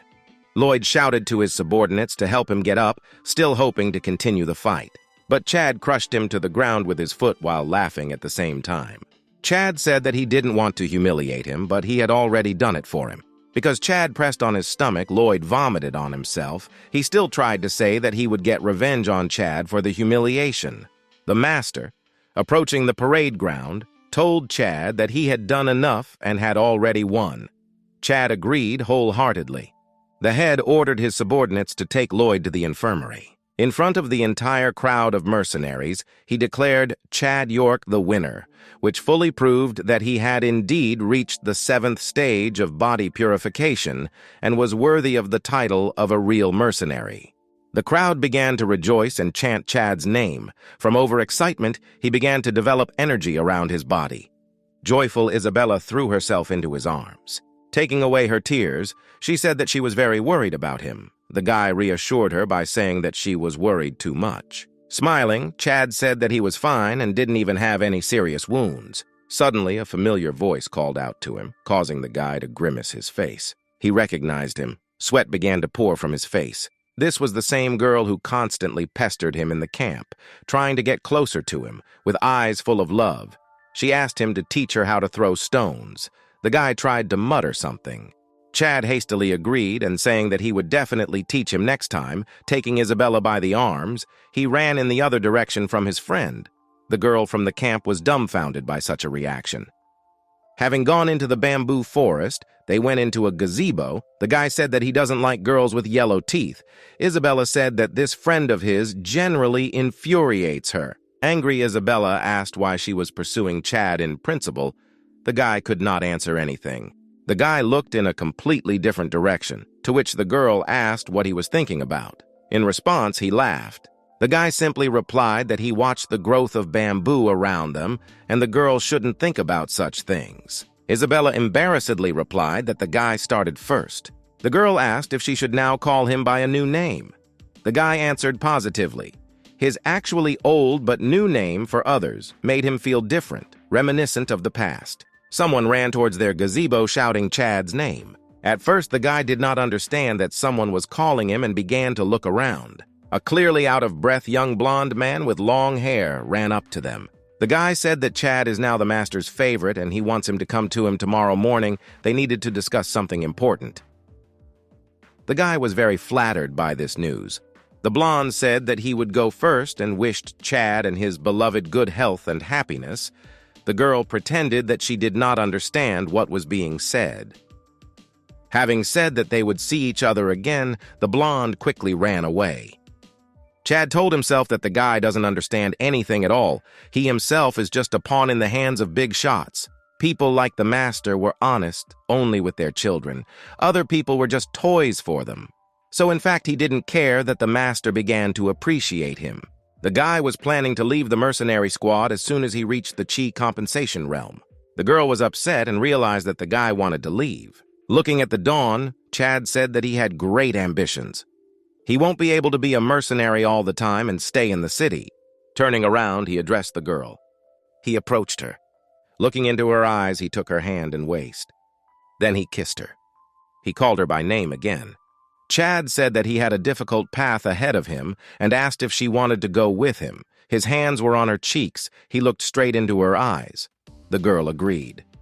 The wind rustled quietly. The couple kissed again, cementing the connection between themselves. Some time passed. Chad was in the mercenary dormitory. Sitting in the lotus position, he cultivated the essence of immortality.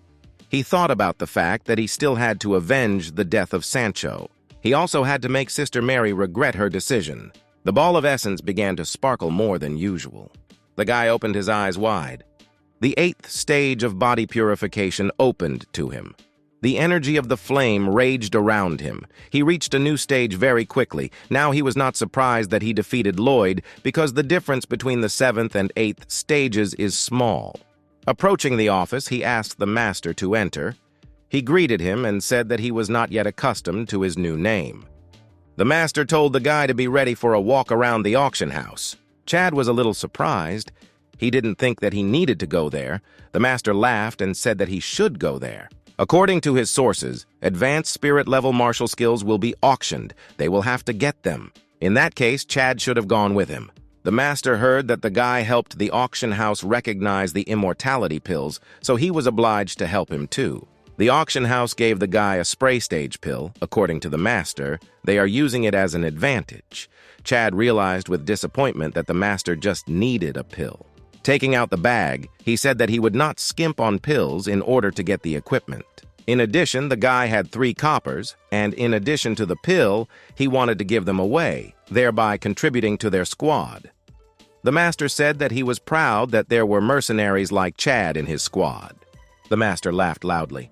The guy thought to himself that he would not give the pill to the master, but he should wait, and he will see how he can help. The action now took place in the courtyard of the auction house. Master and Lee stood in front of the Chung family's shop. There were a lot of people. The master said that many came for the technique. However, they have the atomization stage pill, so this time the main treasure of the auction will be theirs. Chad was unhappy that Master Ace still wanted to use his pill. The mayor, Miss Cheng, came out of the palace along with the servants. Everyone around instantly drew attention to her. The guy took his breath away from the beauty of the mayor. The master, noticing this, immediately threatened the guy that he should not offend anyone who was nearby. He especially emphasized the auction house. The master said that behind the house is the city mayor and the Chung family. They have many experts of remarkable strength. Small sects or gangs do not dare to mess with them. The guy smiled because he remembered that he had already managed to insult the entire auction house, which the master did not know about. Next to them stood the same father of Yang. He looked at the guy with displeasure. The old man with a mustache asked the master if he knew what would be at the auction today. Mustache made a mockery saying that his squad is too poor to afford something like that, so he is surprised that he had the impudence to come here. The master replied that he was too self-confident, since his own pill of the spray stage was in the possession of a member of his squad, and it was more valuable than a pile of garbage of the 5th level of the barbel. The master mockingly emphasized that using his own things against him was very exciting. Looking at Chad, the mustache asked whether the master really meant him. Having understood everything, he remembered that Chad was guilty of the death of his son. Mustache said irritably that because of Chad, he ruined his relationship with the auction house and lost 7,000 gold, after which he vowed to kill the guy someday. Chad mockingly called for help, since the head of the largest detachment wanted to cripple the child. Mustache growled at him to shut up, but Chad continued to say that he was a lousy old man. In fact, he was not even 16, so he was just a child. Chad added that he is a member of the Rafal squad, and his master simply asked him to help. He cannot refuse, and is just trying to contribute. Now his master was irritated by the guy's behavior and asked him to shut up. Chad didn't understand why he didn't let him finish because the mustache guy was wrong. Calling Chad a brat, he began to take his sword out of its sheath. Chad asked with anticipation if he wanted a fight. The old man with a mustache was very angry. He said that the guy was a simple mercenary, and no one would worry if he was killed. Master Chad told him to calm down. He had no right to kill on the territory of the auction house. If he wanted to deal with Chad, then it would be better for him to wait until the end of the auction. The guy didn't understand why the master said this out loud, since he was still here and he clearly didn't need to hear it. A female voice asked them what they were doing here. Everyone turned to him. It was the mayor. She reminded everyone that fighting was prohibited in this place. Turning to the mayor, the guy said that they didn't want to fight. Just one dog started barking and biting. Pointing to the doors to the palace, the woman said that they could go inside since the auction was already starting. The master called Chad to follow him to the palace. People came inside. The mayor stood at the entrance looking after the visitors. She looked at Chad. It seemed to her that he was moving forward as if he were not afraid of anything, but in the face of danger, he would be the first to start panicking. And when he knows that no one can stop him, he begins to create difficulties for his opponent, smiling. She noticed his unusualness. The view opened onto the huge auction center of the city. Inside, there was a huge podium with tables for the judges, and around it there were hundreds of seats for observation. With anticipation, the mayor announced the move to the most anticipated lot. Her servant brought a scroll with an earth technique called the mountain shaking spell. In addition to it, the mountain shaking palm skill was written down. Everyone was surprised by the spirit level technique, since no one had it in the city. Chad realized with delight that this was a very advanced technique. It was only a step below holy. It was a rarity in such a small town. The master noticed that this was indeed a very valuable technique that belonged to the element of earth. They were obliged to get it. The mayor announced that the scroll was found by a hunter in the forest. They believed that it belonged to a high-level ancestor. The scroll was not demonic and would not have brought any problems to the buyer. The mayor announced the start of bidding on it, and the audience asked in unison to announce the starting bid. The initial bid was set at 1,000 gold pieces. A blond man from the crowd placed a bet of 1,050. Someone from the crowd offered 1,100. The next one was 1,200. The mustache shouted that the Flame Squad was offering 2,000 gold. The master and Chad were taken aback. The master announced that the Rafale detachment was offering 2,100. Here, new bets of 2,300 and 2,500 began to pour in. The old men glared at each other. Chad watched their stubbornness. Mustache hit a chair with his fist. Standing up, he stated that their squad was offering more than 2,000, only after they had sold 15 of the best level 5 pills. At the same time, the poor detachment of mercenaries Rafale, who does not have thousands, dares to make huge bets. The mustache said that if they cannot pay, they will simply be thrown out. The master said that the mustache forgot the rules of the auction. They can pay everything that has value, and they had a pill that cost at least 5,000 gold. The master continued. Today he wanted to get a scroll from the technicians without spending a cent, and besides get 2,000 gold. They will spend this money on good practitioners to teach a lesson to the fire squad. If the mustache wanted to play with him, then he could continue in the same way. Spirit, the fire commander, was angry. Chad was very annoyed that the master thought that the pill belonged to him. The new rates of the old people were approaching the 3,000 mark. The last one was 3,500 barbell. The master of Chad reproached the mustache for poverty because he boasted of his wealth in front of everyone, and now he is raising the rate by only 50 gold. He should be ashamed, since the master's new rate will be 3,300. The mayor, watching the bickering between the grandfathers, laughed awkwardly. Mustache angrily confirmed the master's victory. He could no longer continue the master's game. He told the mayor that he was leaving the game. The mayor understood and began to count down the last bet to 3, believing that what the head of Rafale proposed could become the final one. No one could raise a higher number. The whole hall sat in silence. The hammer hit the table. A scroll with advanced-level spiritual technology was sold to the head of the Rafale squad, which was solemnly announced by the mayor. The old man was very happy with their success. With the help of the scroll, his squad could advance far. He joyfully called Chad to go pick up the scroll. The guy smiled feignedly and agreed. Approaching the scroll, The master joyfully said that he had been dreaming about this moment for a very long time and asked Chad to quickly give him the pill. Chad smiled and handed over the pill, but he immediately objected and realized that he had completely different plans. The master did not understand what was the matter. Chad said that he took this pill from her, and he doesn't like to take advantage of anyone, so he is very sorry that he took the thing from her. Now he would like to return the pill in exchange for 4 items, assuring that she would not lose anything. The master did not expect such a turn. The mayor was very intrigued by the deal, which would not bring losses, and asked him to continue. The master was outraged by Chad's actions. He said that the pill belonged to him, and only he had the right to do what he wanted with it. The old man should have immediately guessed everything. Besides, the guy didn't promise that he would pay with a pill for a scroll with equipment. The master was angry and called Chad a brat, so he would attack him. The mayor hit the table, ordering the master to stop. She reminded him that he was in her auction house, and therefore he should show respect.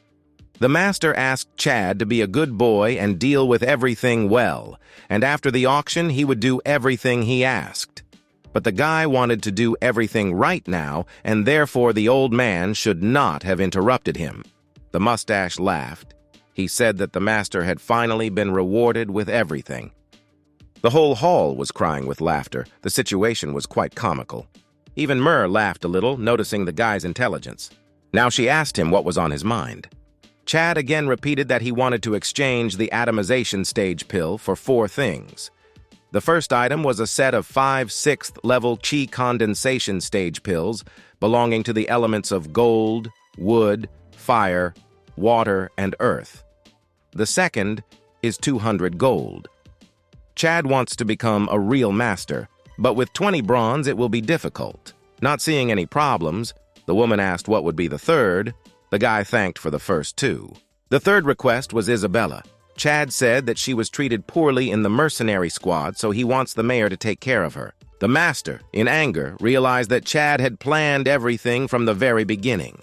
Turning to the master, the guy said that he was in vain sure that the pill for 5,000 was really his, and at the moment when he refused, he decided that he had betrayed him.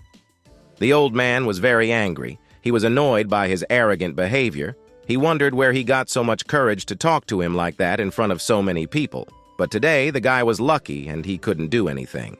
The mayor did not know that Chad had a beloved and agreed to this wish without any problems. The guy wanted to talk about the 4th wish in a secluded place, which he suggested.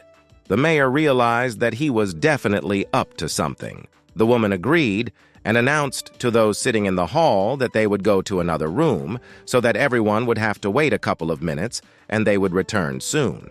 The 2 were already in the inner chambers. The woman asked about the 4th wish. Chad wanted to learn the shaking mountain palm technique. The mayor asked him about his desire.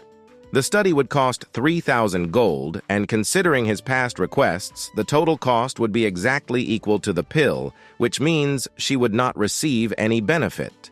The guy said that she was mistaken, since he only wanted to study the mountain-shaking palm and not the mountain-shaking spell. What is much more important is that the mayor will still be able to sell the skill and spells as a set without losing anything. In addition, no one would know about their secret since the guy was going to leave the city, after which they could sell the scroll again.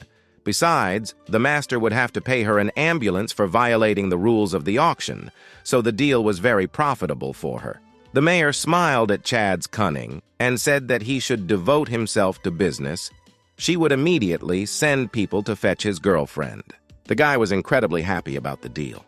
The 2 of them returned to the main hall. All the spectators immediately switched to them. They approached the table in the center of the podium. The master stood in the same place. The old man angrily called out to Chad.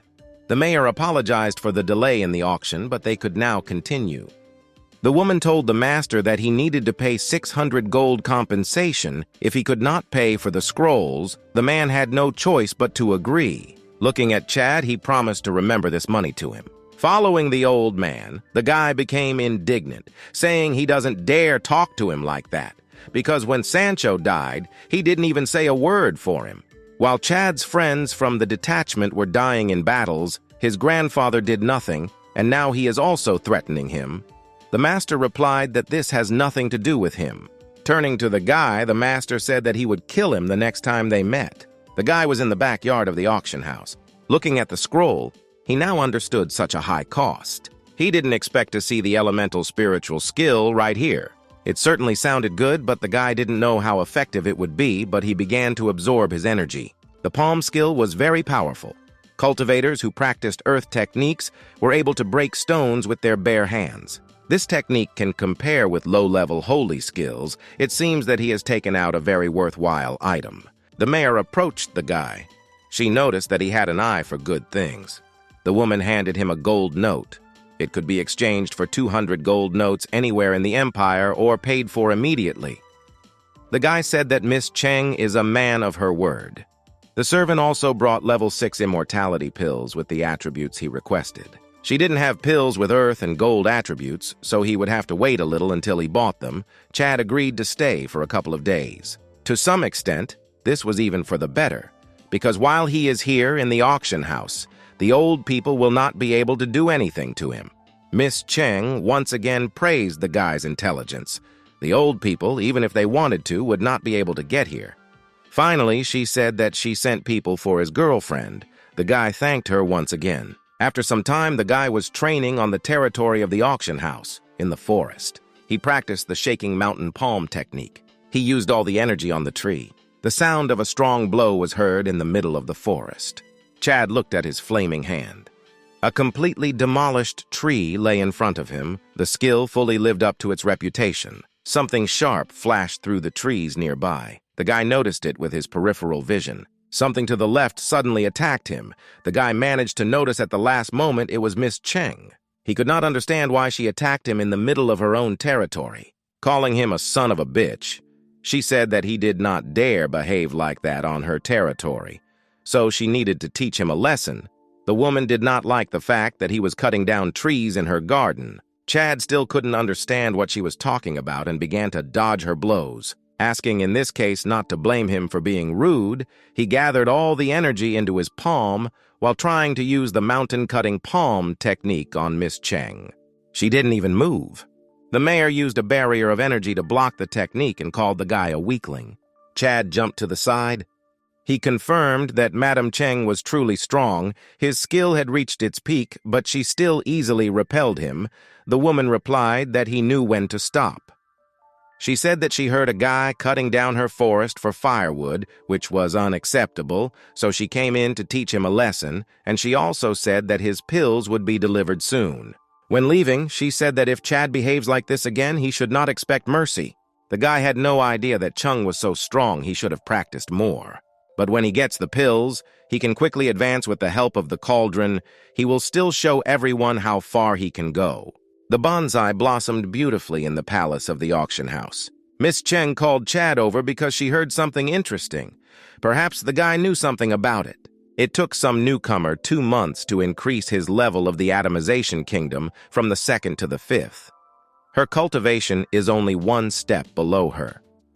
Even Chad was surprised by the speed of cultivation. The mayor said that the girl is strikingly similar to the daughter of the master of the Rafale squad. Her name is Mary. Chad immediately understood who we were talking about. He was surprised out loud that she had already reached the 5th stage.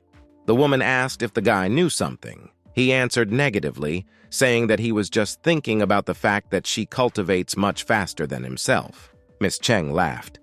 Did the guy really want to compete with the owner of an immortal soul? The immortal soul was given a great advantage by comparing himself with a girl. He would only disgrace himself. Chad thought about it. From then on, he began to train even harder. With the help of a battle cauldron and immortality pills, he was able to achieve the 9th stage of body purification. Now he is trying to break into the chi condensation realm. Having made his way into Miss Chang's secret room, he noticed that this was an ideal place for solitary cultivation. It was a cave hidden under the guise of a small house hill covered with grass. It was time to start. The essence balls were already in the guy's hand. Sitting in the lotus position, he scattered the balls of essences. They began to fly around him. Folding his fingers into a sign, he opened the chi guide.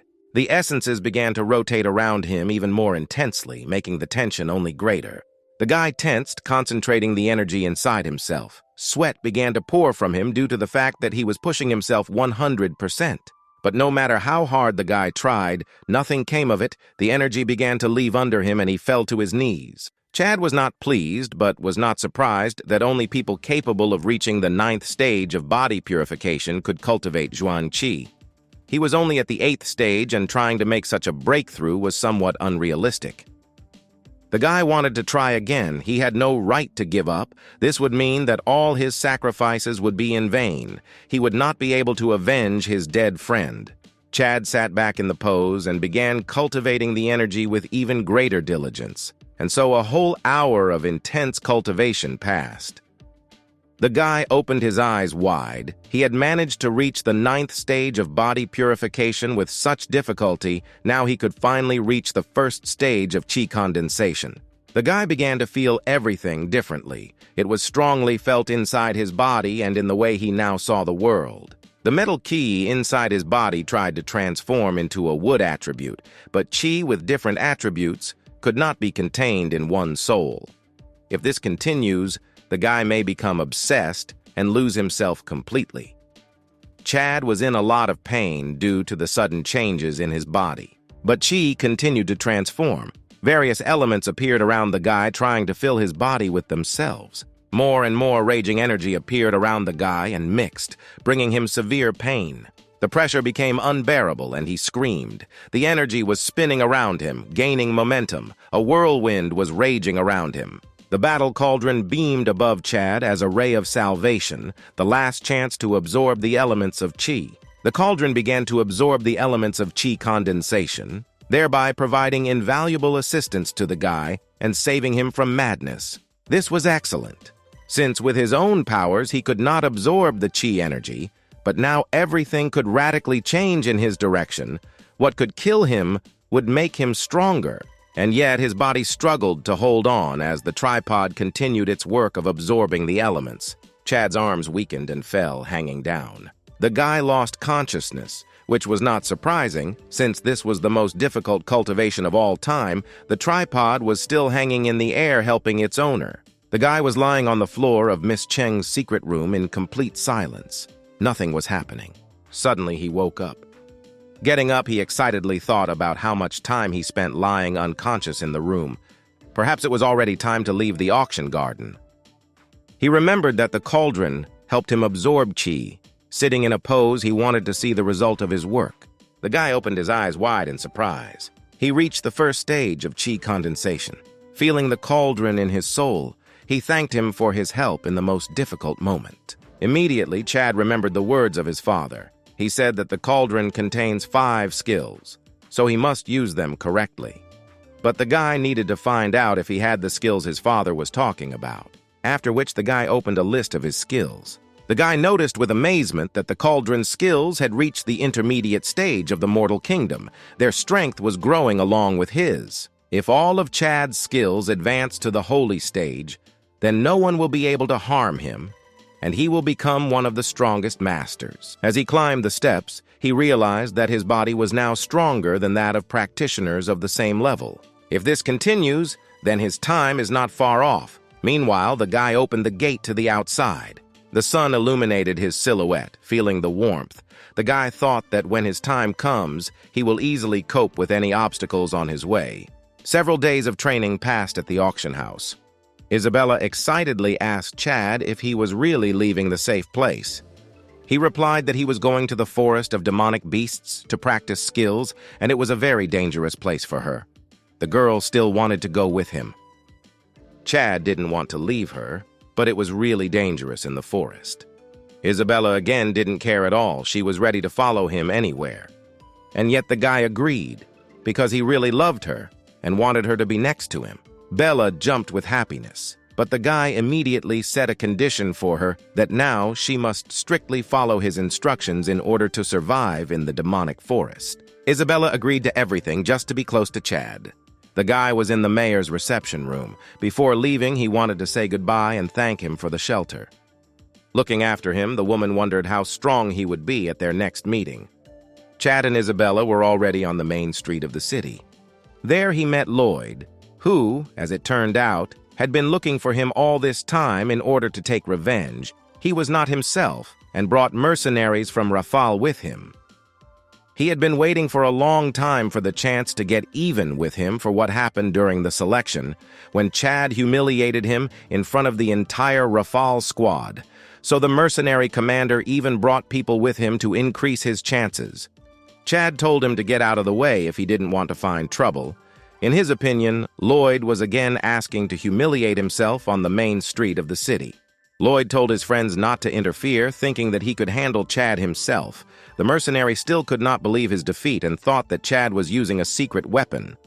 Immediately rushing, the mercenary commander tried to use his palm with energy, but Chad dodged without any problems, saying that life had not taught him anything since their last battle. Lloyd was thrown back by the blow, his friends calling out to him in excitement. Chad stood up triumphantly. Everyone began to suspect that he had reached the realm of chi condensation, since his strength had increased since the last fight. The guy said that Lloyd didn't have enough strength to stop him. He had already disgraced himself enough in the qualifying match. When leaving, he said that he did not have time to play with him. The demonic forest, new trials, and adventures awaited him. One of the mercenaries looked after him menacingly. The swordsman quickly stood in front of the guy, saying that he couldn't leave. His movements were masterful. This was not an ordinary mercenary. The man said that Rafal will lose his face if he is released. Chad asked what he wanted to do to him then.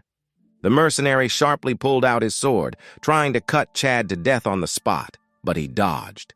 The mercenary attacked on the sly, betting that he would deal quickly and with one blow. This was clearly a self-confident move. He said that since Chad dared to insult them, he must be prepared for the consequences, after which he prepared to strike another slashing blow. While they were fighting, explosions were heard everywhere from their clashes along the street. Chad tried to dodge the constant swings of the swordsman. At one point, the mercenary made one decisive swing from above, trying to deal with one blow again. Chad jumped to the side and dodged. The guy admitted that the mercenary's blade skill was amazing and was a good competitor to his own forces. Chad picked up the stone. He decided to use an old trick that helped him defeat Lloyd. Using the energy in his hand, he launched several stones at high speed at the swordsman. Saying that he was attacking childishly, the mercenary cut all the pebbles thrown by Chad with his sword. Green energy accompanied the swordsman as he rushed at Chad in the air again. This time, the mercenary used a hurricane palm technique to try to knock Chad down. The guy was excited. He needed to quickly determine the situation in order to adapt to the enemy's techniques. The swordsman's blow darted towards Chad, accompanied by green energy. While in flight, he had almost overtaken the guy. The mercenary would have struck. Chad understood that he would not be able to dodge this attack. He urgently needed to come up with something. Deciding that this was a good time to use his new ability, he attacked back with the shaking mountain palm technique. The warriors' blows clashed with each other, generating a huge accumulation of energy. A large amount of dust rose around them, preventing the spectators of the battle from immediately seeing the result of the skirmish and determining the winner. At the sight of their impact, an explosion occurred in the air. The swordsman flew out of it unconscious. As it turned out, it was the deputy head of Rafal. He fell to the ground, leading a cloud of smoke behind him. The mercenaries were in shock.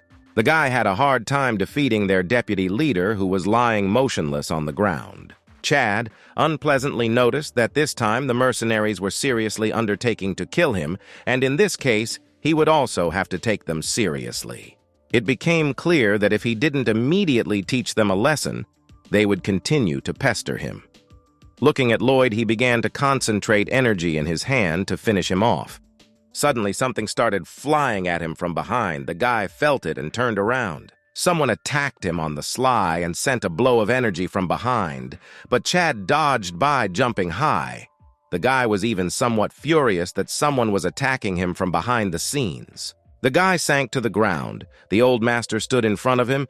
Chad was even a little surprised by his appearance here. The question arose why he sent his subordinates first. Looking straight into his face, the master said that this time Chad would not be able to avoid retribution, and he would answer for the shame that happened at the auction house. After which, the master rushed towards the guy, attacking. He wanted to see what Chad's impudence was worth. The master used the energy in his palm to crush Chad with one blow. He was looking forward to what he could counter him. The guy jumped back. Being in the air, he saw how powerful the old man's blow was. It made the earth shake. It became clear that he would be levels more difficult than the opponents that came before. Quickly assessing the situation, Chad became nervous, seeing the master's abilities. He realized that he needed to give it his all. Otherwise, this fight could be his last. Concentrating the energy into his hand, he wanted to use the sky-shaking palm technique on the old man. This was his strongest ability at the moment. The old man clenched his teeth, seeing that they were moving towards him, preparing for defense. He punched Chad's palm upward with his fist, thus blocking the blow. The guy's blow caused the ground under the master to crack. Due to the blocking of the palm, the recoil into Chad's hand was so strong that the guy's sleeve tore. The master noticed to himself that it was very easy to repel, and the guy only seemed like a serious opponent. Chad's hand went numb. After the master's counterattack, the guy could not move it, which is why he sat on his knee. The master stood calmly opposite him. Nervous, the guy realized that the old man was very strong and he would clearly lose if things continued like this. The guy understood that even if he wanted to escape, he wouldn't be able to. The master would catch up with him and finish him off. It seemed to the old man that Chad was looking at him mockingly, so he again rushed at Chad, saying that he did not dare look down on him. Now his blow was supposed to be the final one. Trying to save himself, the guy asked him to stop. This worked, and the master stopped in confusion, not understanding what he wanted. Chad stood up and said in all seriousness that he should let him go, otherwise he would die. The master was surprised by the guy's impudent words. He was clearly not in a position to threaten, so the master decided that he was just joking, which made him irritated again. The guy replied that he was not joking at all. The old man only needed to compare his strength at the selection, and now after which he asked whether he could guess how much stronger he had become now. Chad wanted to buy himself time. He came up with a plan to save his life and get out of the battle. Thinking over everything, the old man remembered that in just 2 months, Chad had advanced from the 3rd stage to the 7th stage of body cleansing, which was very rare among practitioners. Also, it only took the young guy 20 days to break through to the chi condensation realm. The master realized that if he didn't catch him now, he would become even stronger, and then the Rafale squad would have serious problems. Now that he understood everything, Chad, grinning, wanted to tell him something important. The guy came up with a way to get out of the battle and save himself. The guy said that he lied about the fact that his daughter was captured and violated. The master was angry, but could not understand why then she did not return home. Chad said that Sister Mary went to the capital with a big shot from the young family. The girl changed her name and is having fun somewhere in the capital at the expense of a rich family, and all this because the old man's small detachment is not even close to the wealth of the ancient family, and that's why the girl chose in favor of the young man. The master did not believe this. For him, it seemed impossible. In his opinion, his daughter could not do this to him. Chad said that the master knew his daughter better, so let him figure it out himself. Now Chad left, taking Isabella with him. Finally, he said that if the old man was interested, he could go to the capital and look for a girl named Mary there. Chad promised that he would not be disappointed. The master remembered the name said by the guy. The master's subordinates were at a loss. They asked him whether they should pursue Chad because he and the master had literally just tried to kill each other. The old man answered negatively. It was much more important for him now to find his daughter than to torture and kill the young impudent man. The subordinate soldiers immediately set off to carry out the order. The master was angry. He took Chad at his word and thought about what he would do when he found his daughter, because she essentially betrayed him. 2 travelers walked along a path in the middle of the forest. The weather was very hot here during the day.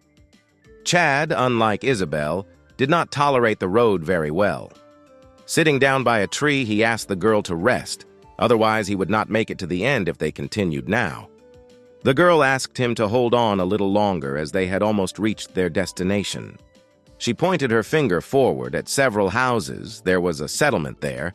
Chad looked in this direction and said that they should get there quickly. He was really hungry. Walking along a busy street in the village, Bella was very surprised that there were so many people in such a small village.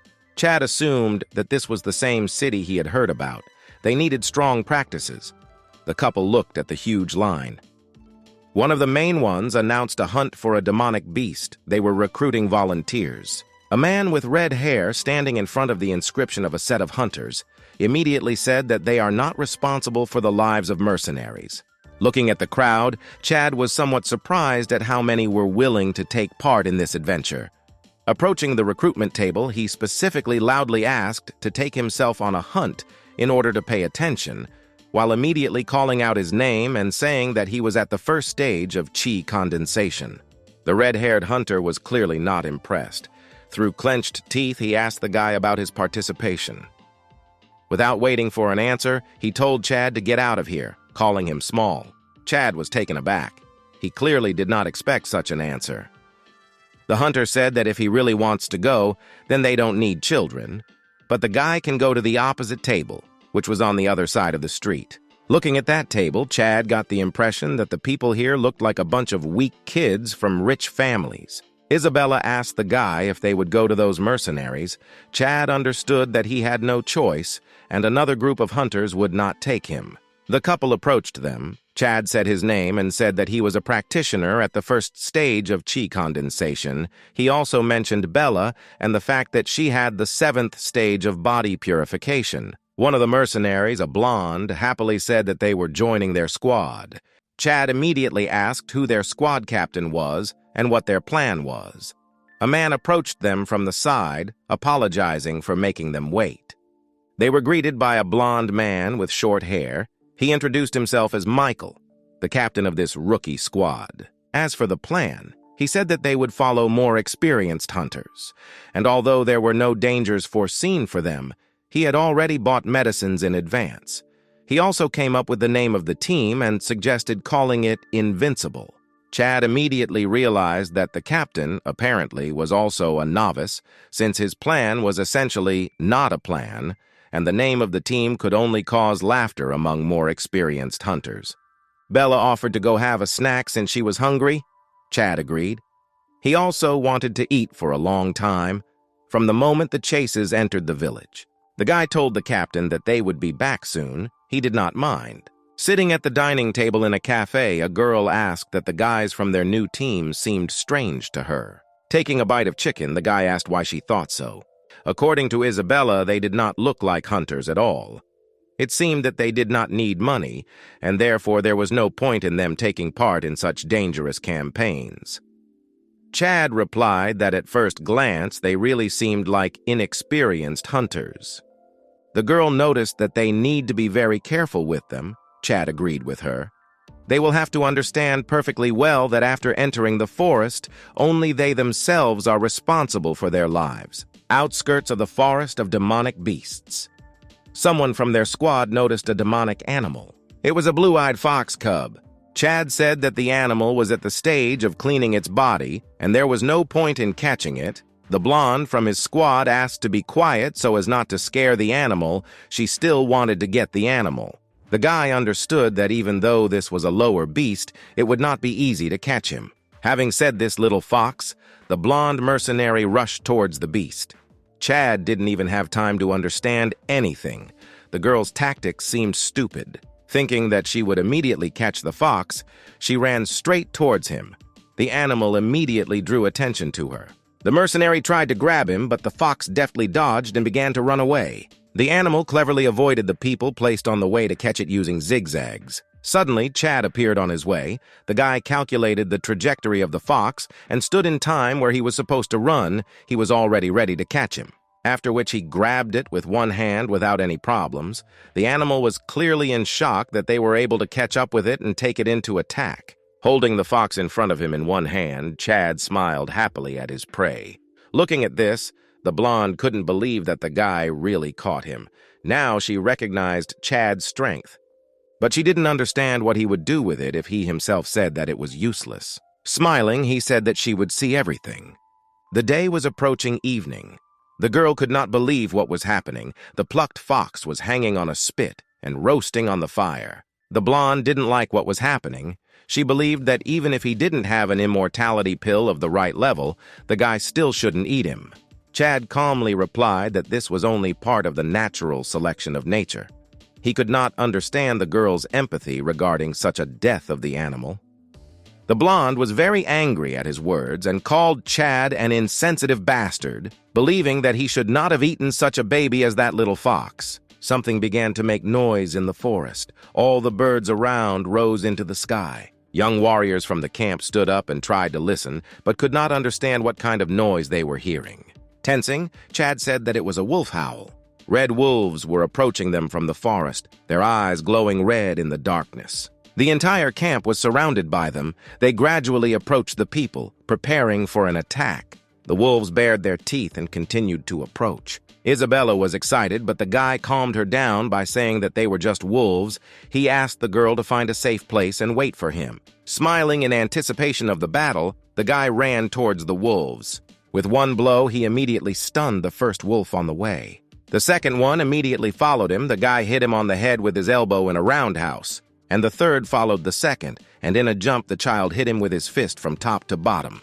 For someone like Chad, a couple of wolves were not a problem. He didn't even have to strain to defeat them. The guy even emanated extra energy that he couldn't spend on the wolves. Turning to the team, he asked if they were all right. Seeing what was happening, the guy was somewhat disappointed. Everyone from the camp climbed into the trees out of fear. The guy was annoyed by such actions of his teammates, considering them cowardly, even though they were all newbies. Michael shouted to Chad that they just wanted to give Chad a chance to prove himself. The guy realized that he shouldn't have counted on the help of people from the team.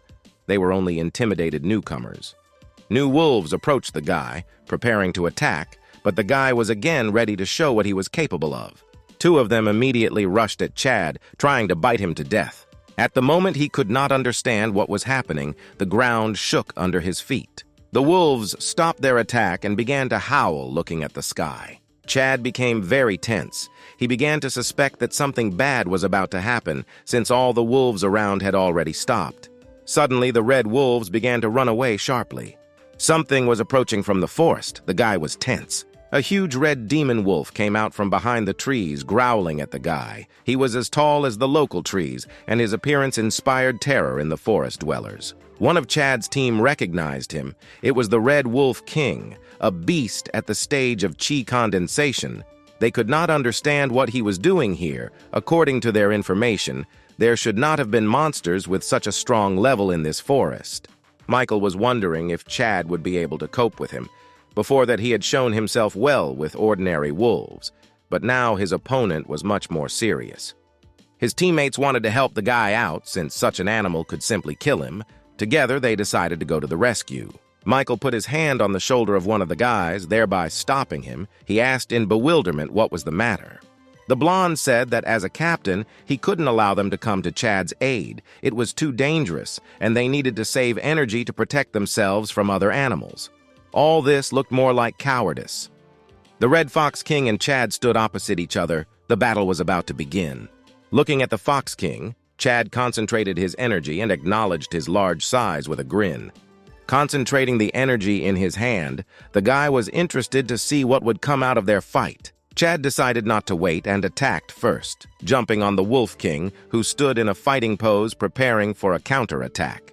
A powerful blow from the mountain-cutting palm technique hit the fox right on the head, causing it to open its mouth. Chad hit as hard as he could. The wolf quickly woke up from the blow and tried to bite the guy with his mouth in response, but he noticed in time and dodged, falling to the ground. Saying that he was here, Chad again concentrated energy in his hands, preparing to strike again, and then jumped.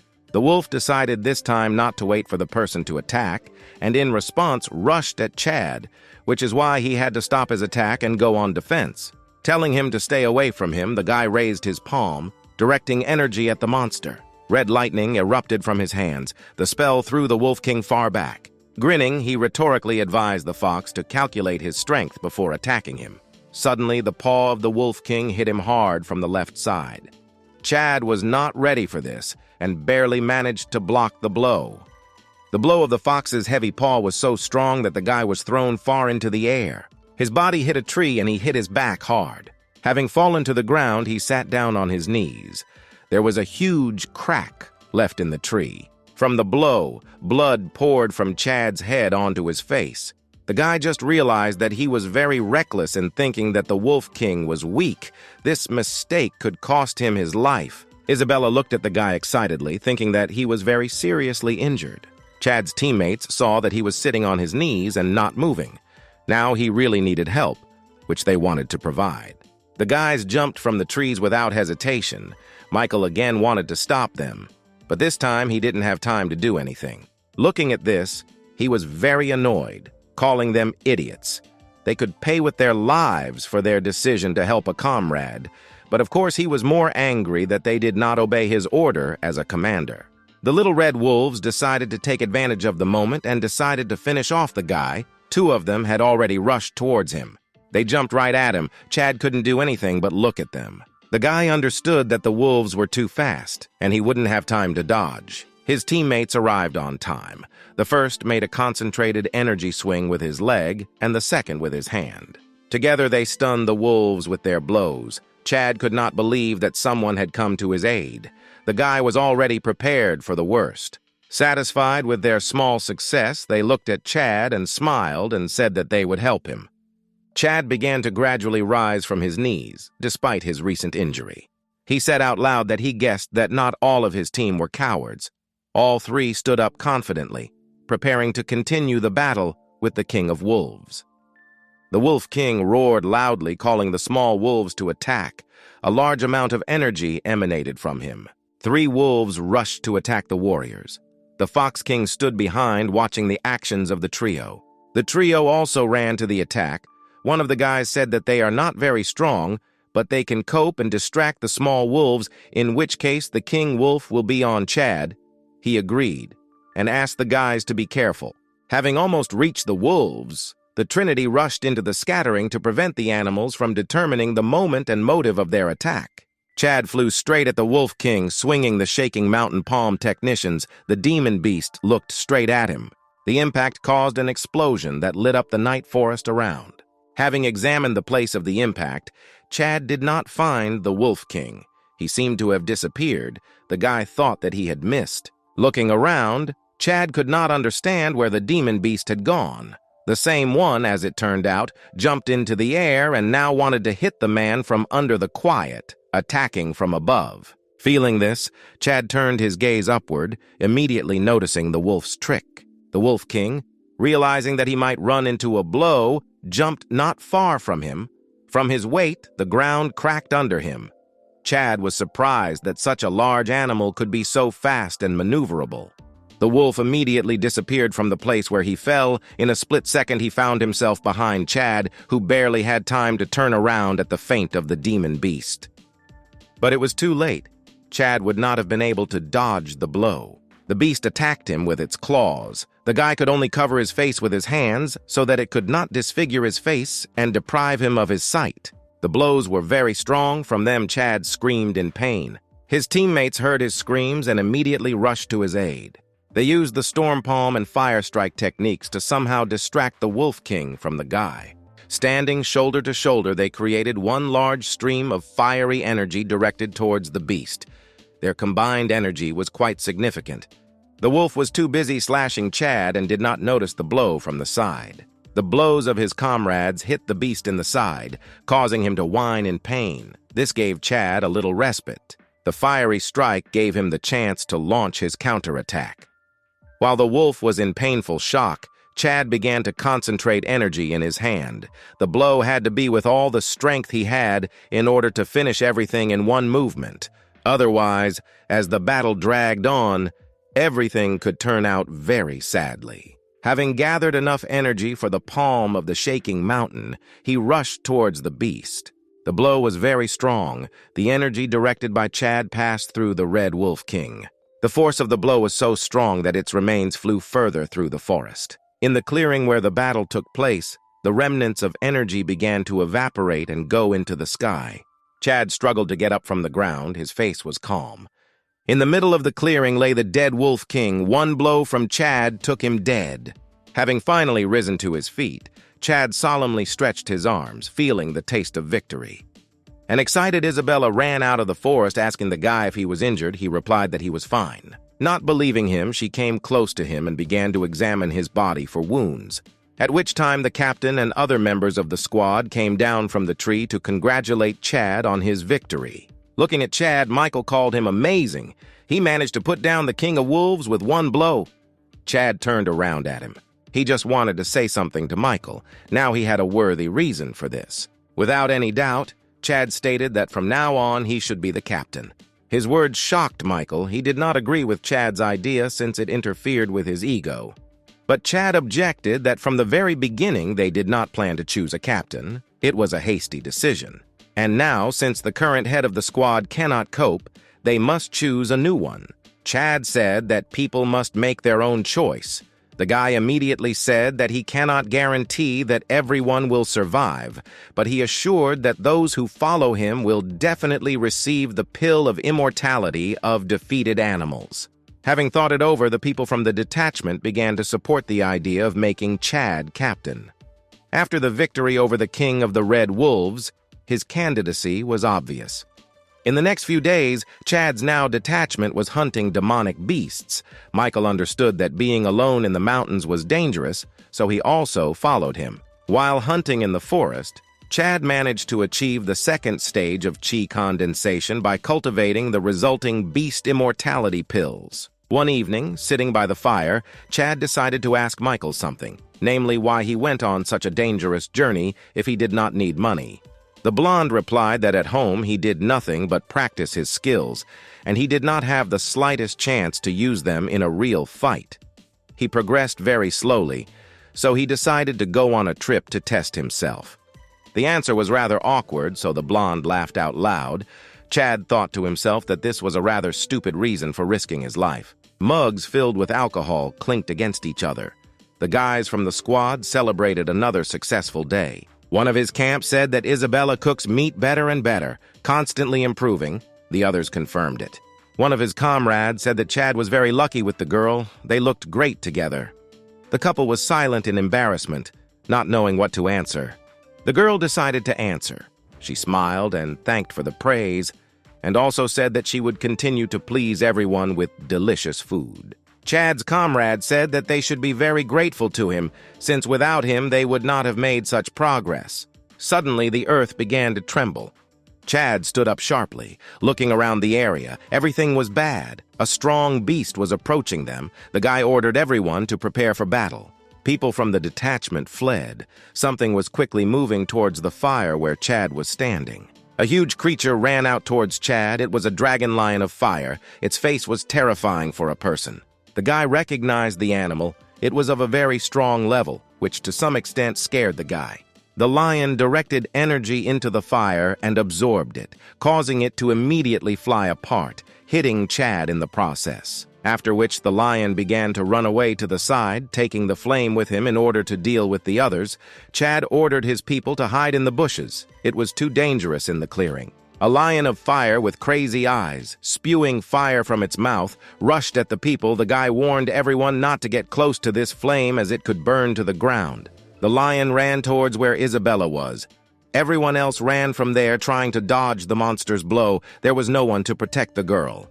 Isabella stood still and could not move. She was numb with fear and only watched as the lion ran towards her.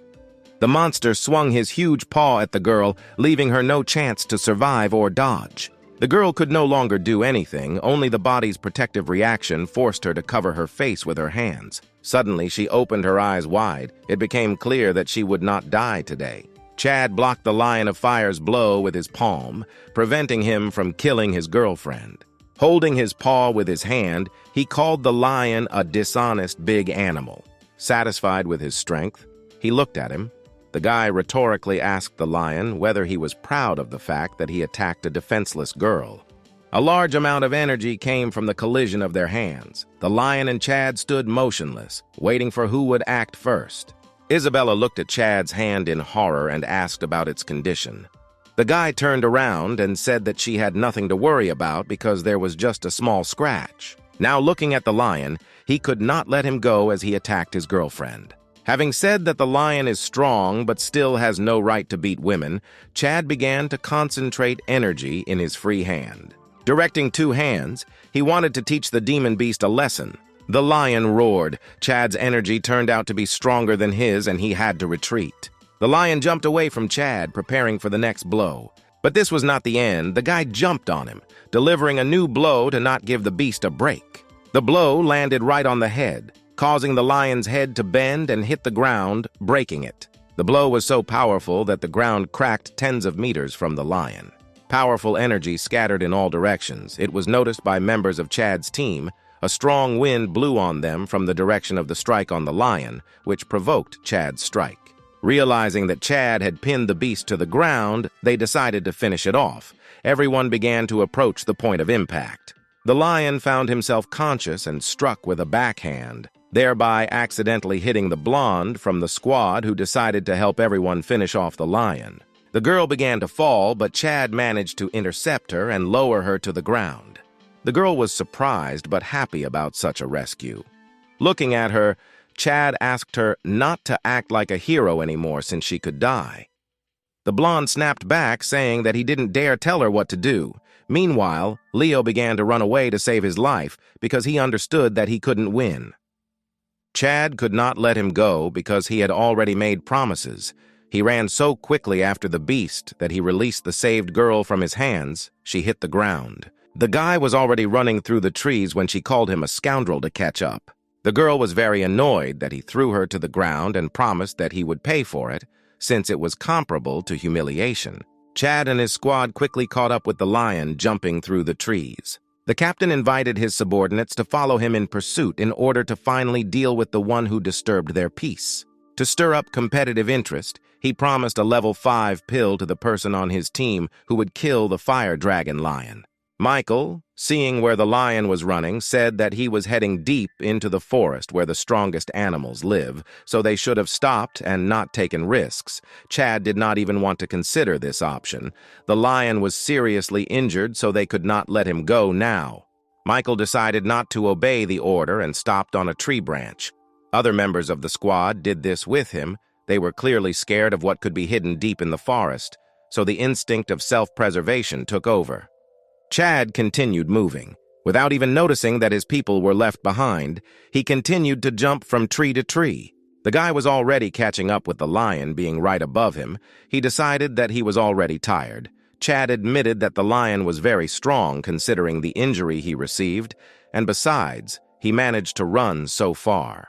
The lion noticed his presence and emitted a beam of energy from its mouth, aimed at the tree from which Chad was jumping. Easily dodging, the guy mocked the last attack of the beast, thinking that it was rather weak. Apparently, the monster was completely exhausted. Now it was time for Chad's final blow. Catching the moment, he jumped on the lion, who continued to run in the hope of getting away. The guy, falling, wanted to strike the lion with a blow from the heavenly dragon, for which he raised his leg wide. Chad's furious blow landed right on the head of the monster beast. Blood poured from the head of the lion of fire. She roared in pain. The guy was pleased that with one blow he put down the beast that dared to offend his girlfriend. The lion of fire lay on its last legs. It was time to end their battle. The next blow should be the last. Chad began to concentrate energy in his hand. Suddenly, 2 arrows flew out from the direction of the forest towards the lion. The arrows hit the weakened beast, finishing it off, but the archer was not visible. Chad was surprised by this outcome. Not wanting someone unknown to be able to appropriate the prey, the guy used the palm technique to finish off the lion completely. He could not allow someone to steal the trophy obtained with such difficulty.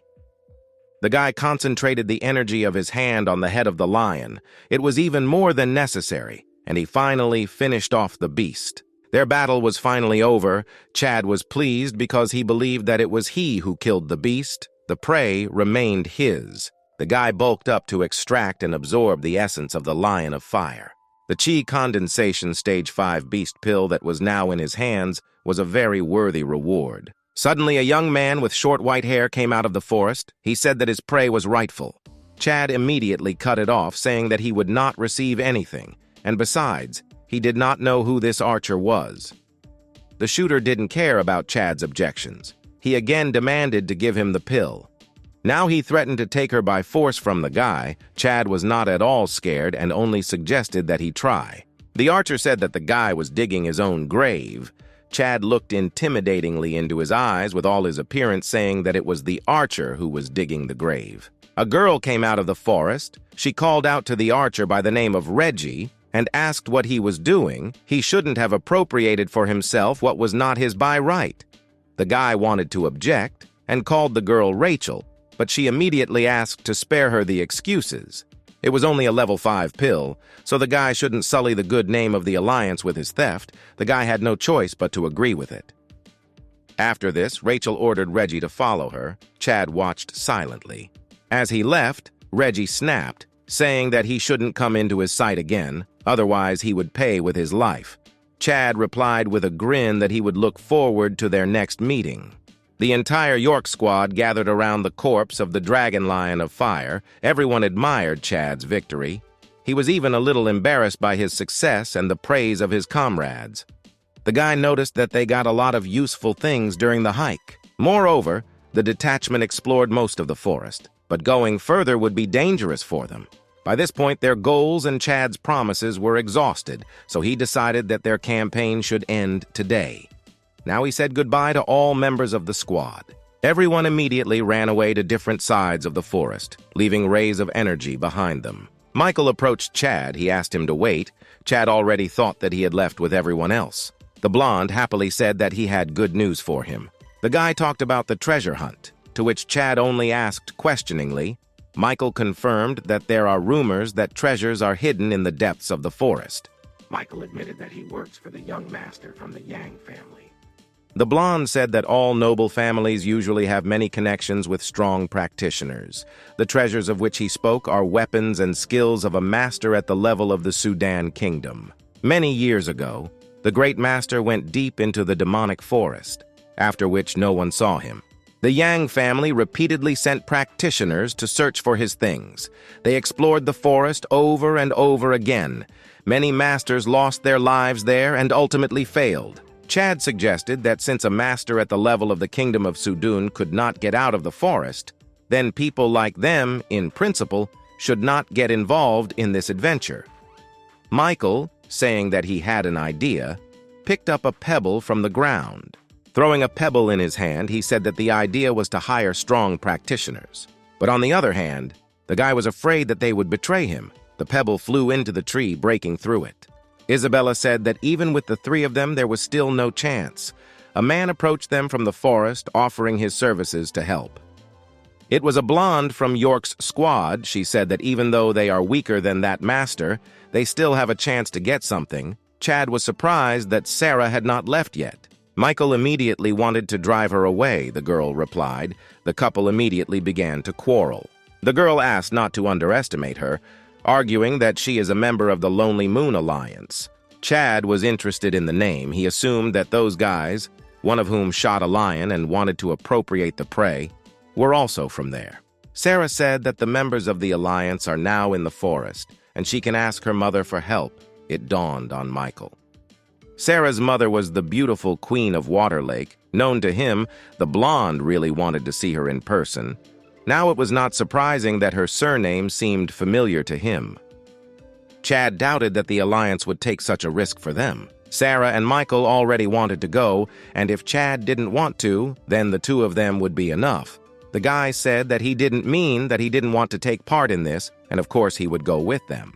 The four of them must catch up with the people of the Lonely Moon Alliance. The Alliance camp was deployed in the middle of the trees. They were clearly in a hurry. Rachel informed her subordinates that they would soon need to continue the hike and therefore should hurry up. 4 of York's squad sat in the bushes, secretly watching the Alliance camp, pointing at the camp. Sarah confirmed that it was definitely them. Pouting, she said that she would introduce them to her mother later, and they would have to help her if she ordered her to stay here in the camp. This made the guys laugh. The girl did not understand the reasons for the laughter and pouted. Someone called Rachel from the forest. Sarah ran out to her, saying that she missed her very much. Rachel couldn't understand what she was doing here, but she was still glad to see her old friend. Sarah immediately rushed to hug. Rachel did not protest, but again asked why she was in such a dangerous place. The girl said that it doesn't matter and she is here with friends. Michael, Chad, and Isabella came out to them. Rachel immediately recognized Chad because she had recently seen him. The girl immediately asked the guy what he was doing here. Chad replied that he wanted to make a deal with the Alliance. He said that this concerns cultivation techniques and items of the Great Master, so he thinks that their leader will be very interested to hear about it. Rachel didn't believe the guy's confidence and said that there was a big difference in strength between them and he shouldn't joke with her. Sarah stood up for the guy and confirmed that they really needed to talk to her mom. Still, Rachel agreed, but asked not to blame her if Sarah later received a reprimand from her mother. Pointing to Michael and Chad, she asked to follow her. Walking along a forest path, they met two girls from the Alliance camp. They immediately recognized Sarah. When they saw the guys, they assumed that the girl was taking the groom to meet her parents. The embarrassed Sarah immediately tried to make an excuse. Blushing, she told the guys to follow her and ignore the girls. They asked her not to be shy. The same archer stood in their way who wanted to take the booty from Chad. She immediately accused the girl of bringing strangers to their camp. Having said that it was none of his business and she needed to talk to her mother, she took Chad by the hand to lead him along. Isabella clearly did not like the girl's actions towards her boyfriend, and she also took Chad's hand. Reggie jumped towards them to stop the group. The guy stood right in front of Sarah, blocking the way. Both girls pulled Chad in different directions. Isabella looked at Chad and asked what he was doing. The guy could not answer anything because he himself could not understand the situation. As Reggie got closer, he recognized Chad with a grin. The archer said that the leader of the Alliance would not engage in dialogue with simpletons like them. These words angered Sarah as the words were directed towards her friends. Reggie jokingly stated that since she was holding Chad's hand, he could assume that they were clearly more than friends. The archer stated that if they want to see the head, they need to defeat him first. Chuckling, Chad asked him again. Reggie angrily confirmed that it was he who needed to fight him. Two warriors stood opposite each other. Reggie could not even imagine that they would meet so soon. The archer repeated that he warned him not to get noticed. Chad replied that he did not think that he would dare to abuse his position in the Alliance to insult him. Chad called him a piece of crap. Angry, Reggie rushed at Chad. He wanted to immediately kick him in the face, but Chad bent down. Now the archer tried to grab Chad by the hands, but even then the guy had enough dexterity to dodge. Rachel watched their fight from afar. Even at their first meeting, she felt that she should not underestimate the guy. According to her calculations, Reggie would lose. Several explosions occurred from the blows of the soldiers. Reggie used a 1,000-fist technique on Chad, which he easily dodged. The guy was infuriated that Chad was so easily dodging all his blows and called him a coward. Chad caught the moment and found himself behind the archer. Reggie noticed the feint and kicked back with a roundhouse kick, which Chad dodged again. The guy began to concentrate energy in his palm. A directed stream passed through Reggie, causing him serious damage. The blow was clearly strong for the guy. It fell on his right leg. Reggie was thrown back by the energy and fell near a tree, leaving a characteristic mark on the ground. Chad came down opposite him. The archer lay motionless. Reggie called Chad a cruel bastard because his blow broke his leg. The guy indignantly replied that he didn't dare call him since Reggie attacked him first. Reggie continued to stick to his line and promised to deal with Chad, who didn't mind waiting. Rachel noticed that Chad only looks like a simpleton but is actually very strong. Reggie was stronger than many members of the Alliance, but he managed to defeat him easily. Now the girl was wondering what Chad York was up to. A female voice asked if the children had finished and made the remark that the rotters were too noisy. The beautiful Queen of Water Lake, a woman of incredible beauty with long white hair, came out of the forest. Everyone was shocked by her appearance. Everyone who was on the field greeted the head of the Alliance. Chad began by apologizing for the fact that they interfered with her cultivation. They are new and do not know the local rules. The head asked him to forget about it. Reggie had been acting very arrogant lately, so this battle should serve as a good lesson for him. The head ordered the maids to take care of the wounded Reggie. They unquestioningly went to carry out the order. The two girls took the guy by the arms and walked along the forest path to the Alliance camp to give the guy first aid. Now that they are alone, they can calmly talk about more important things. Getting straight to the point, the lady asked why Chad and his group came to the Alliance camp. Walking to the tent, Chad explained that he wanted to ask her for help in finding the master's treasure. Soon after discussing some of the conditions for their trip, she agreed. They came to the conclusion that it would be very difficult for ordinary people to get to the place where the master of the Sudan kingdom was heading. Having discussed the plan a little, it was decided to set off with the whole alliance after a short rest. After some time, Chad was sitting in the alliance camp. It was evening. He was resting near the fire. Someone from the next tent shouted indignantly that the leader could not agree to help York's group. It was Reggie. The guy was angry. He asked Rachel to leave him alone and not stop him from joining the treasure hunt. The girl clearly understood that the guy's condition would not allow him to travel for a long time on the hike. The guy hit the table with his fist out of anger and hopelessness. Rachel explained to him that the head was doing this for his own good, and he shouldn't worry, because if she gets hold of cultivation techniques, she'll definitely share them with him. Reggie's teeth ground with hatred. He cursed Chad for putting him in such a position where he had to humiliate himself in front of his sister. A guy with a terrifying look vowed to kill the offender one day. A lonely moon illuminated the demonic forest. Mrs. Waterlake walked along the forest path with Chad. The woman asked the guy how long they still had to go. By this time, they had already walked a considerable distance. Looking at the map, the guy said that they were already halfway there. At the current rate, they will be there in 2 hours. The mistress suggested stopping and taking a break. They should replenish their energy and then continue on their way. The subordinate agreed. Chad turned to Isabella. He asked her to stay with the people from the alliance, but he would need to leave now for a couple of minutes. The girl didn't even have time to ask anything when the guy quickly ran towards the forest. Rachel was confused. She wondered where and why Chad ran away. After some time, Chad ran a sufficient distance from the camp. Examining the area, he decided that this was a suitable place for him. The guy sat down and folded his hands in the desired position. Chad began cultivation, energy emanating from his body. The battle cauldron helped him absorb chi from the pills that he had been collecting from various monsters all this time. The guy did not think that he could break through so soon. And yet Mary was able to reach the kingdom of atomization in only 20 years. But the guy did not know how long it would take him, even with the help of a battle cauldron. While cultivating, Chad realized that the tripod must be used to its fullest, otherwise he would never catch up with his sister. Unable to withstand curiosity, Rachel went deep into the forest in search of Chad. It seemed to her that something was wrong here, and the guy was in a hurry. Walking behind the tree, she finally found him and opened her eyes wide, watching carefully. The guy was cultivating. A large amount of energy came out of him like a whirlwind. Chad suddenly opened his eyes in amazement. He had just been able to break through to the 3rd stage of chi condensation. With his current strength, he realized that he could easily defeat the opponent at the 4th stage. Rachel came out from behind the tree, calling out to the guy, who turned questioningly at her. The girl asked Chad who he really was. Without waiting for an answer, she said that Reggie was her brother and she came here to avenge him. Smiling, Chad called him pathetic since he went to cry to his sister. The guy didn't know that they were relatives, but surprisingly, there was no time. The girl got angry from the insults about Reggie and immediately ran attacking Chad. With one feint, she ended up behind his back. Chad was very surprised at the girl's speed.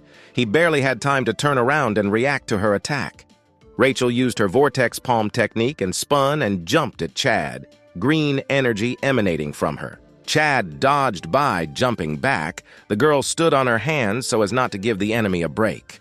Chad calmly stood up, thinking that he had a couple of seconds left, but Rachel had already swung her leg in flight. Sensing something was wrong, he turned around and never expected that she would carry out her next attack so quickly. The girl's kick hit Chad on the head. It was so strong that the ground caved under the guy, but he managed to block it with his own hands. In one motion, Chad grabbed the girl's leg and then threw it into the air, trying to move it as far away as possible to buy some time for himself. She calmly landed not far from the guy. She said that she believed that Chad was much stronger than it actually turned out to be.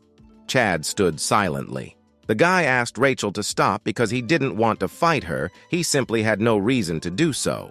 The girl ignored him. She didn't care about Chad's opinion. She believed that he was at the 4th stage of chi condensation and he shouldn't be so arrogant. At this time, she was preparing a new blow, concentrating the energy in her hands. Rachel said that she was at the 5th stage, and he didn't dare talk to her like that. A sharp flow of energy headed towards Chad. The guy covered his face with his hands. The situation was clearly not in his favor. If he continues to defend himself, the time has come to counterattack. With his energy, he dispersed Rachel's flow around him. Rachel was surprised. The guy dispelled her chi blade with one blow, which seemed to her too difficult for someone like Chad. Now they both attacked each other with streams of energy. The intensity of their blows was so great and there were so many of them that they provoked an explosion. Breaking through the flow of energy, Chad jumped on her to strike her, saying that the girl was very cruel towards him. Rachel was confused. The guy's blow was too strong, clearly stronger than the fourth stage of chi condensation which she thought he was at. Pointing his palm covered in energy towards the girl, he said that she would not be able to escape. Their hands beat against each other, delivering blows. Chad made a feint and, making a blow, went behind the girl's back without suspecting it. With his blow, he tore her outer clothing. The girl was shocked. She blushed. Then she screamed as loudly as she could, feeling ashamed. She had never experienced such humiliation before. The guy left her almost naked in the middle of the forest. Chad turned around in bewilderment. His blow should not have caused any serious injury to the girl, so he did not understand why she was screaming. Rachel stood in torn underwear, covering her breasts. She angrily called the guy a dirty, horny pervert. Chad was in shock. He didn't intend for his blow to go that way. This situation made him feel no less awkward than Rachel herself. He tried to get out of it by saying that he didn't do it on purpose, and, in principle, she was the first to attack him. The girl remained silent. Calling him a bastard, she tried to kick him while covering her waist with the remains of her clothes. Chad tried to run away. Even the birds rose into the air from her screams. The girl, furious with anger, tried to catch up with Chad to pay for the humiliation. Chad ran away, trying to save his life. Turning around, he asked how long she would pursue him. It seemed as if fire was about to light up from Rachel's eyes. She shouted that she would chase him until she killed him. The guy braked sharply. Directing his hand in her direction, he ordered her to stop. The girl shouted in bewilderment. She didn't understand why he stopped. The guy said that her clothes were torn and he couldn't leave it just like that. So he decided to offer her his cape as an apology, hoping that now she would leave him alone. Still, as a man, he could not leave her in this position. The girl was still very angry, but this opportunity was tempting. Since she could not come to the camp in this form, they would simply laugh at her. She began to walk barefoot towards the guy. With one hand, she snatched the cape from him as if it were hers. Chad chuckled contentedly. The girl pointedly turned away. The guy said that she could change clothes here since he was already leaving, and he also asked not to forget to give him the cape. Half an hour passed, and the embers of the fires had already begun to go out in the temporary camp of the Alliance.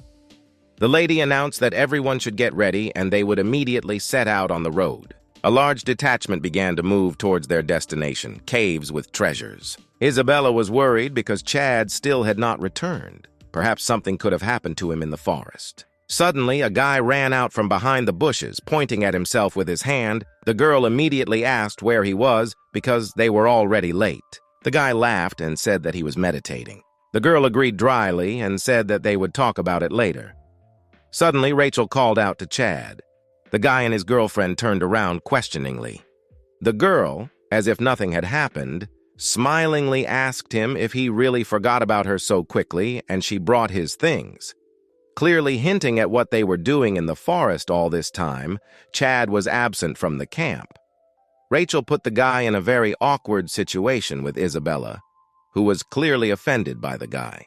Rachel continued to get into character. She said that she came to return his clothes. She would like to keep them for herself, but she understands that he needs them more.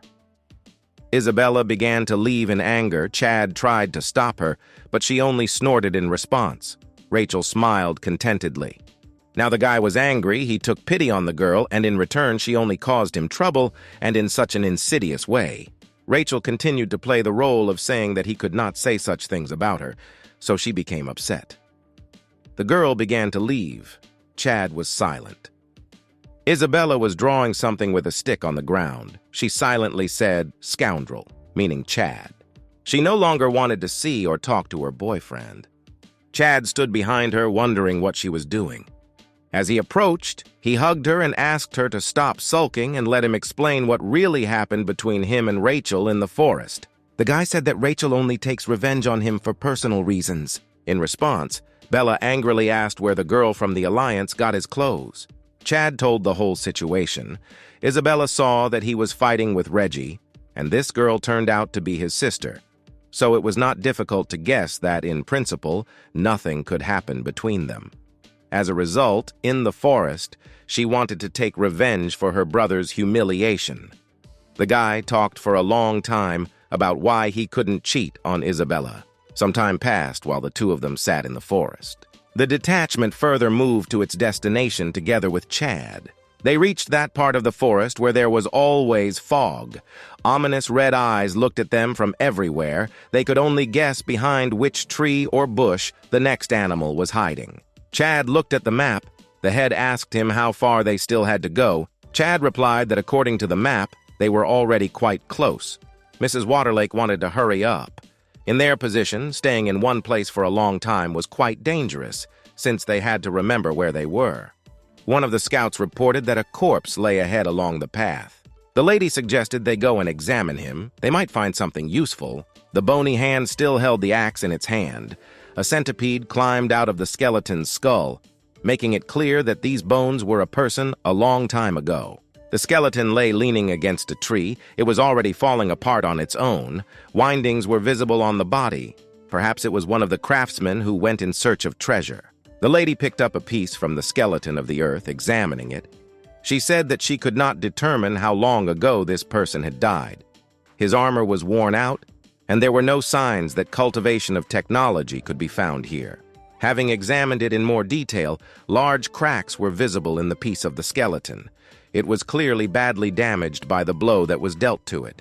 The chapter concluded that only the battle axe was suitable for use. Everything else was not even close to the master's weapon. If this was the treasure Chad was talking about, then they clearly came to this place in vain. Chad remained silent, thinking about what to answer to the head and analyzing the found skeleton. He could be a completely ordinary adventurer. Here, Rachel decided to intervene. She stated that Chad does not know where the treasure is and is simply leading the Alliance by the nose. Putting it in danger, the girl was impatient to take revenge or somehow harm the guy. The girl thought to herself that she now did not admit that the Lonely Moon Alliance could be fooled by a simple boy, in her opinion, in which case she could argue for the benefit of her revenge. Chad calmly asked the lady to be more patient. According to the map, the master's cave was located halfway to the top of the mountain. Chad suggested that perhaps ordinary people like them were looking for treasure. But something bad happened to them. The body could belong to one of these. Thoughtful, the lady agreed with Chad. In addition, Chad said that the map is proof that ordinary people could also go here.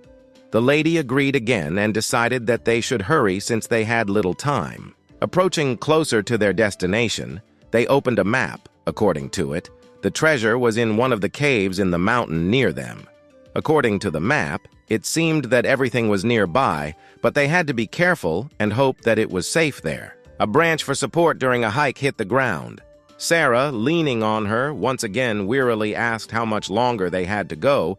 Chad replied that the cave should be close. He noticed to himself that this noble lady was very weak. The lady ordered the scouts to search the surrounding area and signal if they found something. They should all be vigilant. Looking around, Mrs. Waterlake noticed that it was very gloomy here, and this place was clearly not for the weak. She wanted to hope that they would soon find what they were looking for. But she still had a bad feeling. Sarah ran up to her mother. She was looking for her. The lady asked her if she had found something. The girl excitedly said that she had found a cave not far from the place where they were. It must be that it was indicated on the map. The head immediately told Sarah to urgently convey this to Chad. They would go there together to scout out the situation. The entrance to the mountain was extremely gloomy. It looked like the wide-open mouth of a beast with large fangs. The head clarified whether this could really be a cave. Chad was absolutely sure of this. The entrance looked the same as on the map. Turning to her, the guy said that she should be glad that they didn't give up halfway. Looking into the ominous darkness of the cave, he said that he could already smell the treasure. Now he wants to quickly go inside. Before entering the cave, the guy suggested to the head to prepare properly. They could not know what might await them in this cave and what possible monsters they would have to fight against. Michael, standing next to them, asked to pay attention to something. Behind the bushes, a huge footprint of a demonic beast was trampled. Its possible size was amazing. Chad noticed that it would be very difficult to deal with such an animal. The head suggested that this was a very fresh trail, since there was another piece of rock next to it. This information changed their situation somewhat. The woman decided to ask Chad again about the fact that they could go back and not take risks.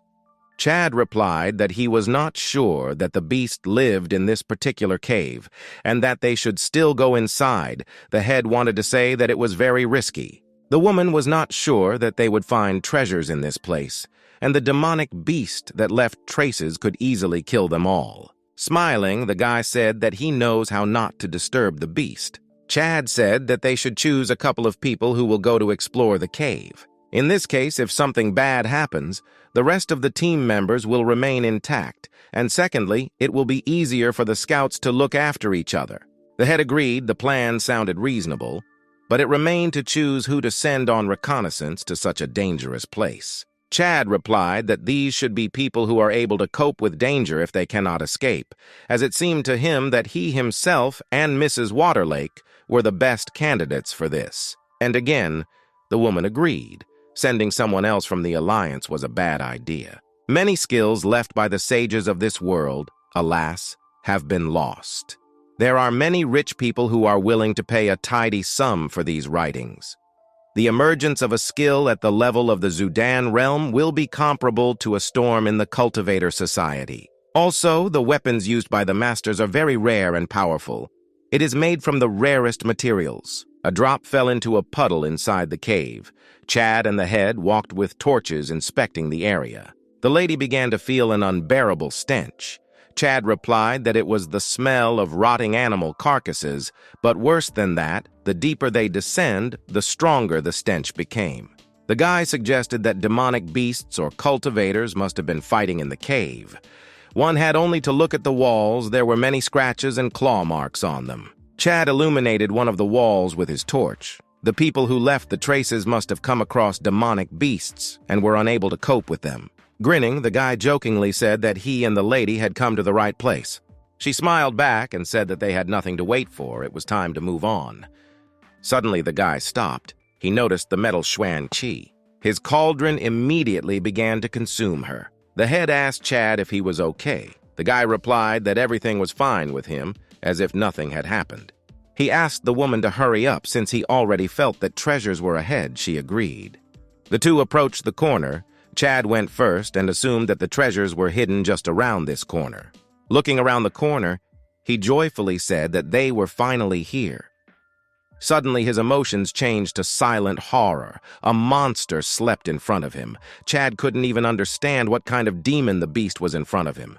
His face was a lion, had a white mane. It also had elk antlers, and its paws were scaly like a lizard's. The guy tried to calm himself down. Chad asked himself why this beast is so similar to Nijong from rumors and legends. Now he told the head out loud that he was exactly as the rumors described him.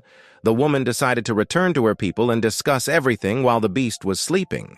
Grinning, Chad asked her not to rush. He wanted them to look around first. Energy began to emanate from Nijong. It is possible that his sleep cycle was ending. Mrs. Waterlake was very excited. She told the child that the monster would not leave them any chance to survive. All this was not worth it. The dead have no use for the treasure. In addition, the lady pointed out that around Nijong, there are only animal bones and second-rate weapons of cultivators. Grinning again, the guy suggested that the real treasures were already somewhere nearby, and it would be a shame if they left empty-handed. The head asked him to wait. Acting now, in her opinion, is too dangerous. First, they need to make sure that everything will be in order. The woman considered that they were very lucky that they were still alive. She insisted that they go back and discuss further actions with the others. Under pressure from the mistress, Chad finally agreed. The moon illuminated the night forest. Michael and Rachel met. The first asked why they returned so quickly. The guy was very interested in what happened to them in the cave. The head immediately said that their affairs were bad. The treasures were indeed inside, but getting them would not be so easy. Michael asked why. Chad replied that the wealth is guarded by a powerful beast from the legends of Nijong. Michael was amazed. Seeing the legendary Nijong was an achievement in itself. Chad confirmed that the beast had a mark on its forehead, scales on its paws, and horns on its head, all exactly like in the legends.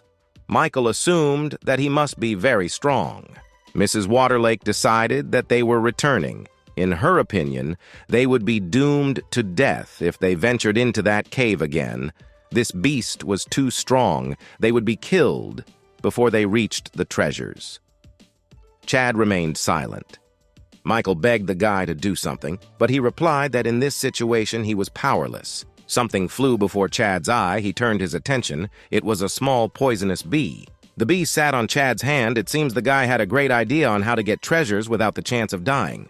The guy called out to Mrs. Waterlake. Bloden said that Chad asked her to come to him. The guy was able to find a way to deal with Nijong. The chapter was surprised and interested. Michael confirmed that Chad had come up with something that would surprise her. Now the woman was even more interested. She wanted to see everything in person. Chad wandered through the forest in search of something. Laughing joyfully, he noticed what he was looking for. It was a hive of poisonous bees. The lady had already approached him from behind. She asked why he called, jokingly saying that only to listen to his laughter. He answered negatively and said that the idea had occurred to him how to cope with the beast, the woman asked questioningly. The guy pointed out the solution to the problems with his finger. It was a hive of demonic poisonous shoulders. Some demonic creatures would have to defeat others. The head looked warily at the bees. She examined the nest of poisonous bees in more detail. She asked if the guy really meant them. The guy replied that the lady hit the nail on the head. Waterlake noticed that relying on them would be quite risky. The guy protested, saying that on the contrary, they could get the treasure without losing anything. Now the woman directly asked Chad what his plan of action was. The guy explained that they were using bees to delay Nijong while he got his food. This would definitely happen because even the most powerful beast could get hungry. It didn't matter how strong he was, quickly deal with. He won't be able to get that many bees. When Nijong leaves his lair, they will lead him to the bees so that they detain him, after which they will quickly go to the cave and take out everything valuable from there. In this case, they will receive the treasure without losing anything. The chapter confirmed that the plan is really good. Now again, we need to decide who will go into the cave for the treasure. Rachel immediately responded asking to take her. The lady clarified whether she really wanted to participate in this operation. Smiling, the girl promised not to let her down. Chad took the mistress's decision sadly. Apparently, Rachel again wanted to take revenge on Chad and take advantage of this opportunity. The girl smiled and said that she and Chad would be perfect for this job. The guy asked why they work so well together. The girl replied that in the alliance there is no one equal to her in strength. The same can be said about Chad. In addition, she believes that besides Chad, no one else from his team will be able to participate in this operation. Chad smiled. The girl was smart. He agreed to work with her as a team. The head jokingly said that the couple had finally found a common language. Chad pouted. In this case, Chad and Rachel are responsible for the treasure. She will take care of the bees, and the rest of the squad members will take care of baiting the beast. Later, the lady returned to the camp and ordered the Alliance's fastest cultivators to wait at the cave entrance. A day later, Nijong became hungry and finally left his lair. The creature from the legends looked terrifying and majestic. Leaving the cave, he was followed by enormous energy, showing his power. The beast yawned, while a group of scouts quietly watched him in the bushes. Chad ordered the guys who were with him to lure the legendary beast to Mrs. Waterlake as quickly as possible, but to be extremely careful. Rachel ordered action now. A dozen Alliance warriors jumped out from behind the trees to distract the beast. They loudly shouted at Nijong, calling him a dumbass in order to distract him. The beast immediately drew attention to them and, growling, began to pursue. Under the weight and strength of Nijong, the earth shook and cracked. The legendary demon beast jumped towards the bait with great speed. With himself, he cleared the way, sweeping away everything in front of him. The fastest cultivators in the Alliance immediately noticed how fast the beast was. One of the scouts realized that they needed to seriously speed up, otherwise they would become monster food before getting to the chapter. Chad carefully watched what was happening at the entrance to the cave. Nijong was indeed very fast. Rachel decided that it was time for them to get to work. The guy agreed, but teasingly said that he preferred to work alone, after which he quickly ran deeper into the cave himself. Rachel was shocked. This made her very angry because she thought that they had finally worked together. The guy did not dare to fool her like that. She immediately rushed after him. Having gone deeper into the cave, the guy believed that Rachel would not be able to catch him since her speed was much lower than his. Nijong's lair should already be quite close. If the guy correctly remembered the location of the beast, it should be somewhere around the corner. A seemingly familiar corridor opened up in front of him, along the edges of which bones were scattered. Having turned the corner, he discovered the empty lair of the legendary monster. Pills of different levels were scattered everywhere. The last time the guy did not notice them because he was focused on the beast. This was a real treasury. Chad could not even imagine how much power and money lay in front of him. Since she had a lot of animal pills, the guy picked up several of them and examined them. The guy had long understood that in any case, from the very beginning, he was not going to share them with anyone. Chad grinned evilly at his thoughts. For now, he hid 5 first-stage pills in his pocket. He would deal with the rest later. There was something else important. One of the skeletons was in rich attire, green armor with a golden collar. It was clearly different from the others that lay in Nijong's lair. The guy felt an energy unprecedented until that moment. He must have been an outstanding master. Looking at the split skull, the guy suggested that this was once the master of the kingdom of Chudun, who fell from the clutches of the legendary monster. Having examined his rich armor, he noticed its incredible strength. The master's body was torn apart by Nijong, but the armor remained the same as before. This armor was a real art. Having apologized to the master, the guy began to remove this armor from the skeleton. It would be useful to him much more than to a dead man.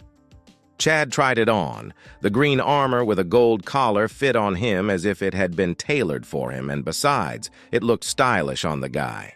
He put on his usual cape on top so that no one could notice his find. Near the skeleton of the Master Sudan, among the bones lay a sparkling sword and a book of techniques. Apparently, they also belonged to the Master of the Kingdom Sudan. Chad did not know what to do with these things. It would be very difficult to divide them between the Alliance and its people. The skill can be learned by everyone in turn, but there is only one sword. This could lead to an unnecessary conflict. Taking the sword in his hands, Chad felt an unprecedented thirst for blood. Red energy illuminated the sword. The guy opened his sword, even more bloody energy came out of it, which illuminated everything around him. Having pulled the sword out of its sheath, the guy realized that this was a real treasure and an excellent weapon.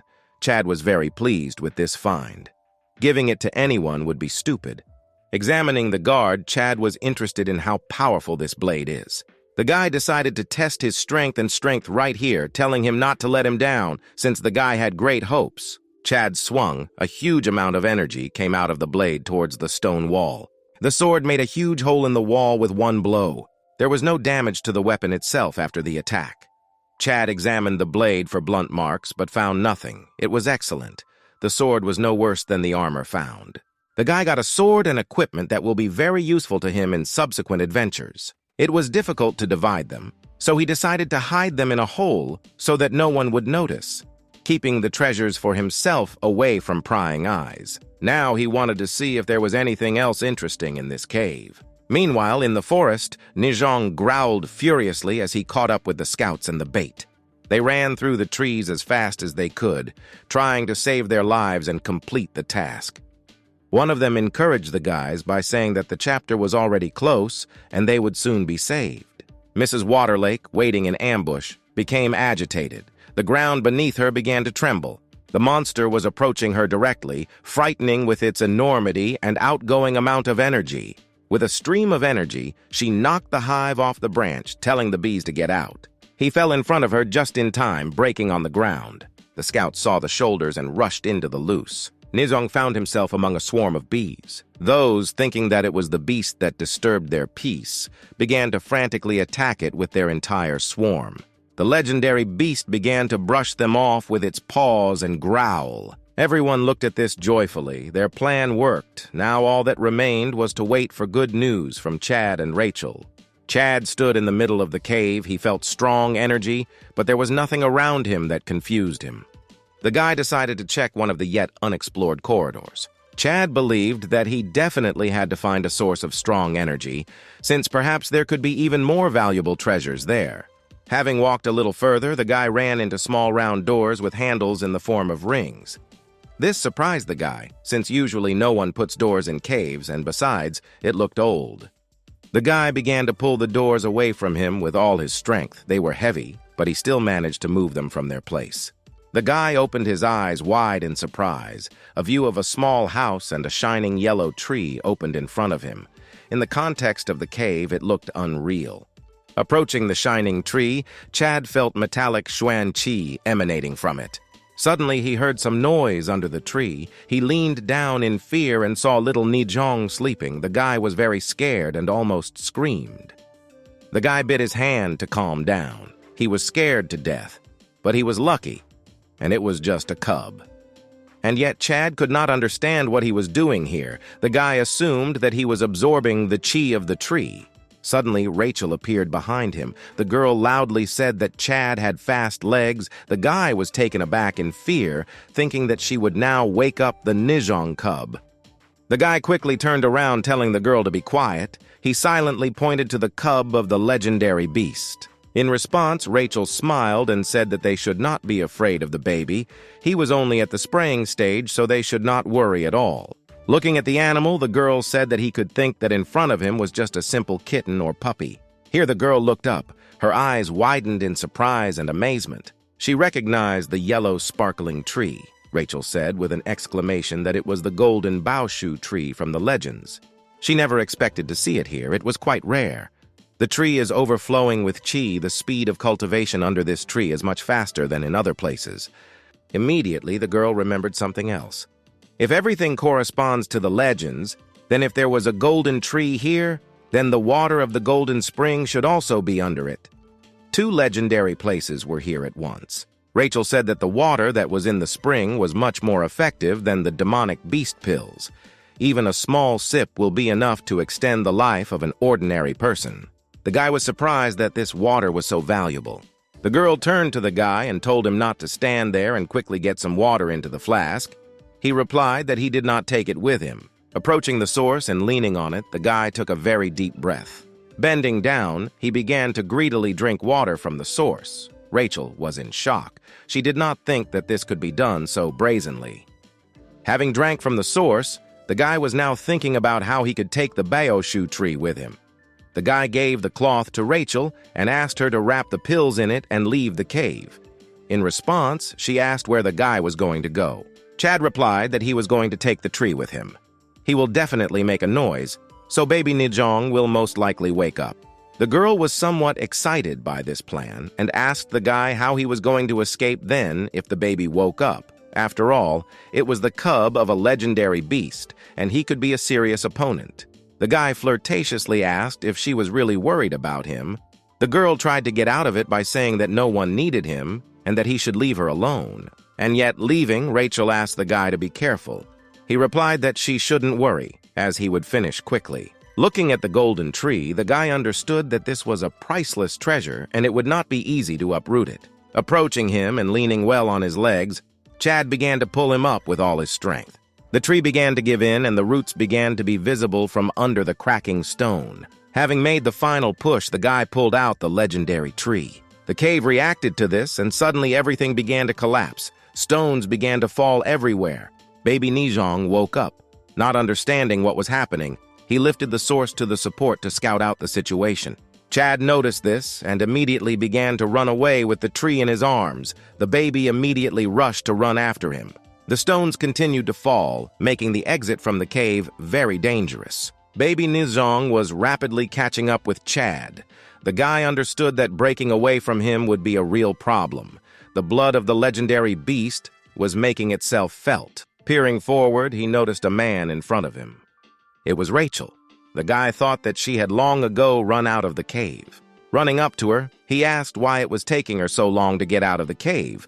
The girl answered irritably that it was very dark here and there were a lot of stones on the way, which is why she couldn't run faster. Chad excitedly realized that the animal Nijong was catching up with them, and if they did not do anything, they would most likely end. Suddenly, the guy threw the golden tree to Rachel, telling her to take the tree and get out to the exit. A girl, catching a tree, asked if the guy wanted to detain the legendary beast. He replied that she shouldn't worry about him, and it was better to concentrate on leaving the cave before it was too late. Rachel looked at the guy excitedly. Having asked him to be careful, she ran with the tree to the exit. Chad stopped to take the fight with the monster. The guy suddenly braked and began to concentrate energy in his hands, making it clear that the beast would not be able to pass here so easily. Chad took a fighting stance in the middle of the cave corridor. Nijong stopped and stood opposite the man. Chad grinned, thinking that since it was a cub, it was no different from an ordinary cat or dog, in which case he had one idea. The guy began to make funny faces. The animal Nijong was surprised by his actions. Chad began to dance funny, still making faces. It seemed to him that he would not be able to bite him. Nijong, without being distracted at all, rushed at the guy with his mouth open. Chad straightened his back in time, thereby dodging the fatal blow of the animal. The animal's jump was quite strong, so it flew further along the cave corridor. Chad was unable to straighten himself back out and fell. Nijong quickly turned towards Chad. He also looked at him and concentrated his energy. The guy said that the beast was clearly not a miss. But the guy added to this that the animal is still not strong enough to defeat him. Suddenly, little Nijong quickly disappeared from the place where he had just stood. Chad can't figure out where he went. The guy began to look around, carefully looking for the beast. Nijong jumped on him from behind, a split second before Chad felt that he was about to be hit from behind. The guy turned sharply and took a fighting stance. Nijong had almost overtaken him. Suddenly, the guy realized that it was an afterimage. The real Nijong attacked him from the other side. The guy turned around but could not block the blow. All he could do was cover his face with his hands. Nijong attacked him with streams of energy. Luckily for the guy, he had enough chi to defend himself. Otherwise, the animal would have torn him to pieces. But at the same time, he wouldn't have enough chi to defend himself for longer. Suddenly, when Chad's energy began to run out, he felt a surge of a completely different energy. It was the energy of the golden source of chi. The guy was glad that he drank from there. A large amount of energy began to concentrate in Chad's hands. Now, the course of the battle could finally change in his direction. Nijong retreated from him. Chad's entire body began to be covered with a film of golden energy. The guy felt that he was overwhelmed with power. The energy of the golden source raged around him. Chad assumed that this was the effect of the fact that he drank so much water. Looking at his protected hands, Chad realized that he should cultivate this energy later, otherwise it could dissipate. But first he needed to bring this fight to the end, in which case the guy should hasten. After which Chad rushed at the cub Nijong, jokingly telling him not to be afraid of him. Chad jumped and prepared his right hand to strike. The animal concentrated, trying to understand what the man was up to. Chad directed a large stream of golden energy directly at Nijong. In response, the animal blocked him with its energy. Their streams beat against each other.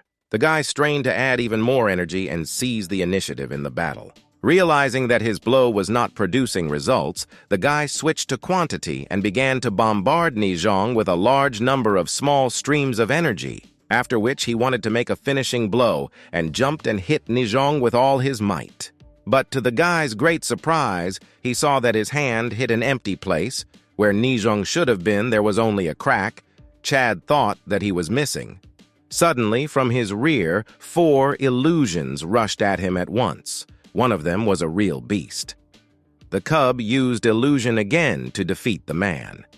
All the little animals began to concentrate energy in their mouths to attack Chad with a ball of energy. But the guy was already ready. This trick wouldn't work on him a second time. Chad concentrated the energy in his hand. He perfectly understood that one of the animals was real and was ready to find out with the shaking mountain palm technique. The guy felt that one of the seeming illusions had too strong energy, so he realized that it was a fake behind which lay the real Nijong. Now, realizing where the true body of the legendary cub of the beast was, he directed all his power. He tensed and stood in a stance. The little beast was unable to react in any way, and Chad's strong blow hit him on the head. The guy used all his available power to finish off the animal with one blow. It flew far away, knocking down stone pillars in the cave. At the end, Nijong flew into the wall. With his weight, he made a large crack in it, again proving the power of Chad's blow. But then he jumped and stood as usual in front of the place where he had just fallen. It seemed that the guy's blow only seemed strong. As if nothing had happened, Nijong shook off the dust, shaking his head. Looking at this, Chad admitted that he was really strong since he was able to get up after his strongest blow. Energy began to emanate from Nijong. Suddenly, his eyes turned red, and he began to growl, gritting his teeth. Suddenly, the legendary beast's animal began to run away from the man. Chad was shocked. He expected anything but that the animal would retreat. Nizong's cub ran further into the cave towards his lair. He ran so fast that the pebbles flew towards Chad. Sweat poured from the guy's face. He still couldn't come to his senses. He managed to put Nijong to flight and survive. Having calmed down, now he also needed to get out of the cave. The crowd of mercenaries cheered. Everyone stood in front of the cave and Lady Waterlake, saying that their trip was worth it.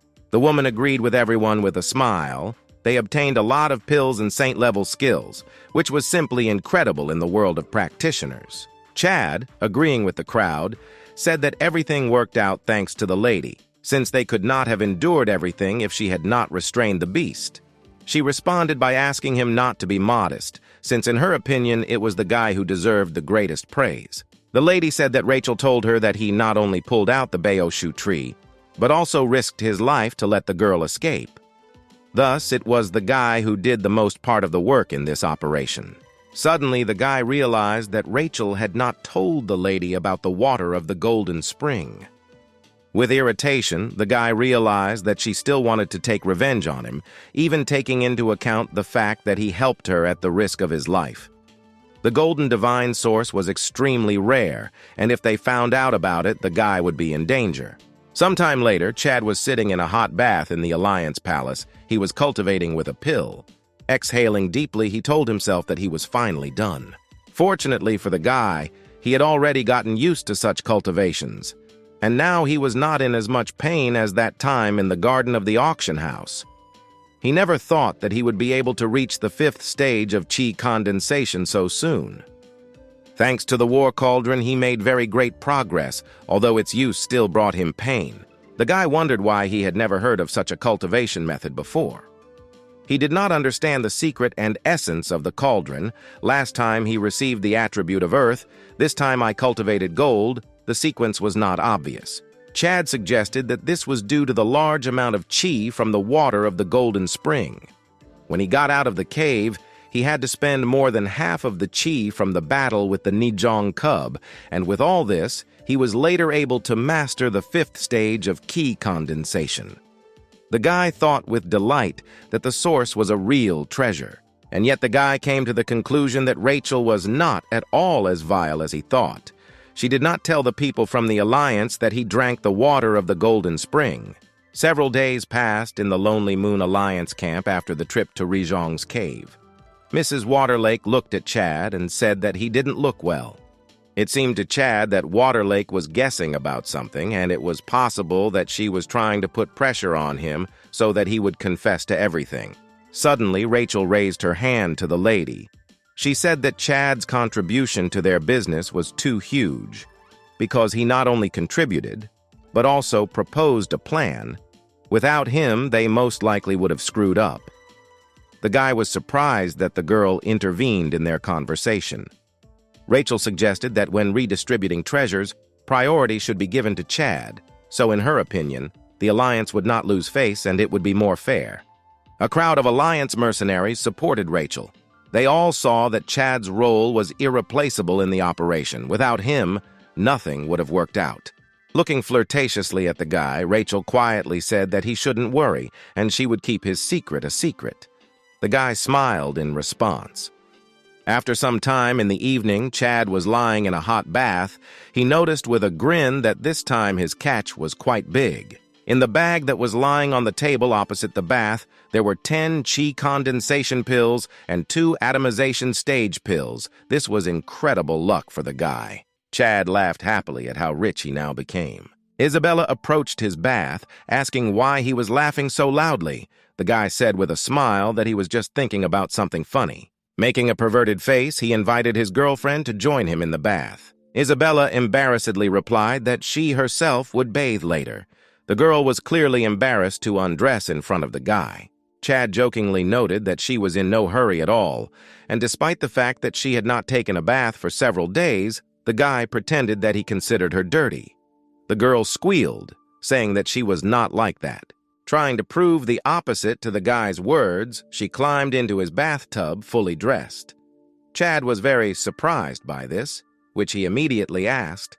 She replied that it was none of his business. Blushing, Chad said that it was very hot in the bath. The girl remained silent. Turning away in embarrassment, he invited her to finally talk about their relationship. Swimming up to her, he hugged the girl, but the guy could not understand why her body was so hot. Suddenly, the girl lost control and fell into the water with her whole body. Chad quickly reacted and took her in his arms. Isabella was unconscious. The guy shook her, not understanding why this happened. Chad looked at the girl excitedly. He tried to look at her and understand what had just happened to her.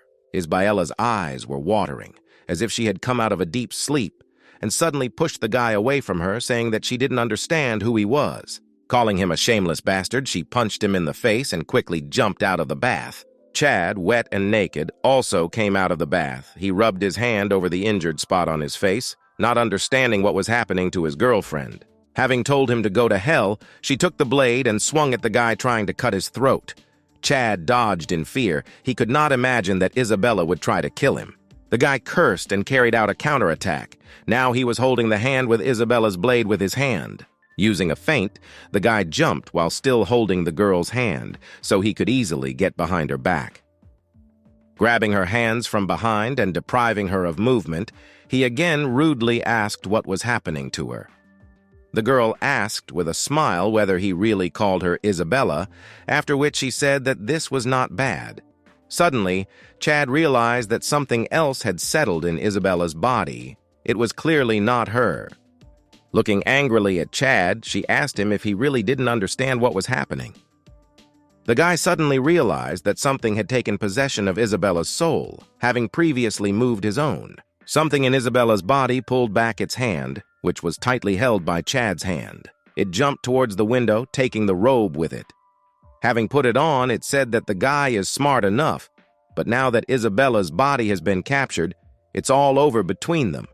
Everything Chad did to the girl was done to him, so he can't just let him go. At the same time, the spirit said that he did not expect that the girl's body would be so weak. He said that gods and mortals are like clouds and soil on earth that will never intersect. The guy was very irritated by the words of the spirit. He ordered him to stop talking nonsense and quickly return Isabella's body to her. Or the guy was ready to force him to do it, after which he rushed to the attack. Not believing that he was acting seriously, the spirit mockingly dodged to the side. He said that he was not stronger than Chad, but knowing the technique of moving the mystical level, he did not leave the guy a chance to win. Chad did not believe in such nonsense and did not want to hear it. He swung again to stun the spirit. He only laughed since the guy could not injure him. Chad lowered himself, stopping his blow. The spirit noticed that he could not do anything to him since this was the body of his girlfriend, so he should not forget about it. Chad swore the spirit was right. He did not want to hurt Isabella. Approaching the window, the spirit said that the guy should not forget what he did with his body today. He will return to pay him for it. Chad couldn't figure out where he was going to go. Looking back intimidatingly, the spirit said that the dead man should not know about this. Green energy began to emanate from him. The spirit immediately teleported. Chad could only silently watch this. The whole room lit up from the flash of teleportation. Chad clenched his fist in anger. Energy began to emanate from him. First, the guy lost his sister, now Isabella. These losses were very painful for him. Thinking about everything, the guy suggested that this might be his fate, and his soul would also be taken away sooner or later. Chad ground his teeth. He needed it harder. All he saw in his life was that in this world, only the strongest were respected. Strength was everything. Suddenly, the girl opened the doors to the chambers. She was disturbed by noise. Sarah went into the room with the bathroom. Seeing Chad naked, she blushed deeply from embarrassment. Chad only turned questioningly to the girl, not understanding what she was doing here. She immediately screamed throughout the house out of embarrassment. Sarah started calling Chad a dirty pervert. Chad involuntarily said that he was the victim. Mrs. Waterlake also entered the chambers. Sarah could not calm down from what she saw. Looking menacingly at her daughter, she ordered her to stop. Otherwise, everyone in the house would have heard her screams. The lady apologized to Chad for the fact that her daughter caused him trouble. He replied that everything was fine, but he didn't understand what she was doing here. The woman wanted to talk to him about selling the treasures that they captured in the Nijong cave. The lady said that the golden tree is too valuable to simply leave it in the custody of the Alliance. She thinks it would be best to sell it at an auction house. Chad noted that this would be a very forward-thinking decision. According to the woman, the Alliance cannot take full advantage of the tree's capabilities, but can exchange it for combat skills. Treasures of this value would be enough to obtain skills above Saint rank. The guy thought to himself that Mrs. Waterlake practices techniques with a water attribute, like most of the members of the Alliance, so it's not surprising that she's been thinking about it for a long time. Chad smiled. He said that the lady had made a decision and he did not object to it at all. She was happy with the guy's answer, and now she had to leave. The guy needed a good rest for now. The Alliance will go to the auction tomorrow. Looking out the window at the city at night, the guy thought about Isabella, about where she could be now. The next morning, all the Alliance warriors gathered near the house in front of Mrs. Waterlake. She asked them if everyone was here and noticed that when it came to the auction, everyone began to behave much more actively. The lady loudly announced that they were going to the city of Blue Ice. Suddenly, someone tapped her cane asking her to stop. It was Reggie. He excitedly asked if he could go with them. The Alliance warriors recognized him and immediately asked how his leg was. One of the warriors asked if he wanted to take their share when he could walk, because as far as he knew, Reggie did not take part in the last mission. These words angered the guy. He responded by saying that he had heard that that warrior did nothing for the success of the mission. Now another warrior intervened in the conversation, calling Reggie impudent. It seemed to him that he wanted to take away their prey, for which he did not lift a finger. All the warriors around discussed Reggie with condemnation. His behavior, in their opinion, was shameless, and one lesson from Chad was not enough. Gritting his teeth, Reggie said to himself that everyone around him deserves only death. Looking after the Alliance warriors leaving for the auction, he only wished for them to die. The lady interrupted the bullying of Reggie. She said that they were in a hurry, and with his leg it was better for him to stay and rest at the location of the Alliance. They were already late, so the lady announced an immediate start. A huge crowd of Alliance warriors, led by Lady Waterlake, walked along the road in the middle of the forest. One of the warriors who walked ahead said loudly that he saw a city of blue ice, pointing his finger in his direction. A huge gate with blue ornaments and golden dragons opened up to the view of the Alliance. The gate was surrounded by huge walls protecting the city. A white bird flew over the walls of the city. The warriors of the Alliance never ceased to be amazed at the height of the walls of the great city. Chad noticed that these walls were much larger than those he had seen in the previous city where he had been. The lady asked them not to be distracted. The Baoshu tree was not something that could be quickly and easily sold, so they needed to hurry up. Waterlake said that as soon as they entered the city, the first thing they should do was find an inn and only then head to the auction house. Chad, Rachel, and Waterlake walked along the main street of the city. Chad clearly did not understand why the lady took the girl with her. It would be nice for them to know the latest news in the city, but Rachel was clearly doing the wrong thing looking at jewelry at the market. The lady told the two that first they should deal with the Baoshu tree. This time their loot was too valuable, and if news of it could leak out, then they might be in danger. A huge auction house was further along the main street. It was a grandiose building standing on bent columns holding a tower. Having walked into it, Chad could not believe his eyes. Before him was a view of hundreds of priceless treasures collected in one place. Looking around, the guy thought that he seemed to have ended up in the imperial treasury. A man from the auction house approached the child and asked him to stop. He answered questioningly. The guy asked if they wanted to go up and put their items up for auction, because in order to go further, they need to have a valuable treasure and confirm their identity. These were the rules of their auction house. The lady asked to get something that might be of interest to the shareholder.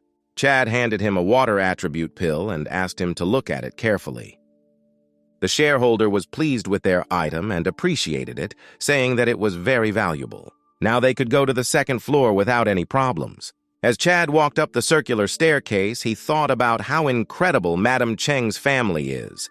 Their auction houses are always impressive. Water Lake agreed. Their family was the largest consortium in the empire, which controlled the economic life of almost the entire country. Turning to Chad, she asked him to stop thinking about it. They should sell the tree and return home to live well. This was also a good option.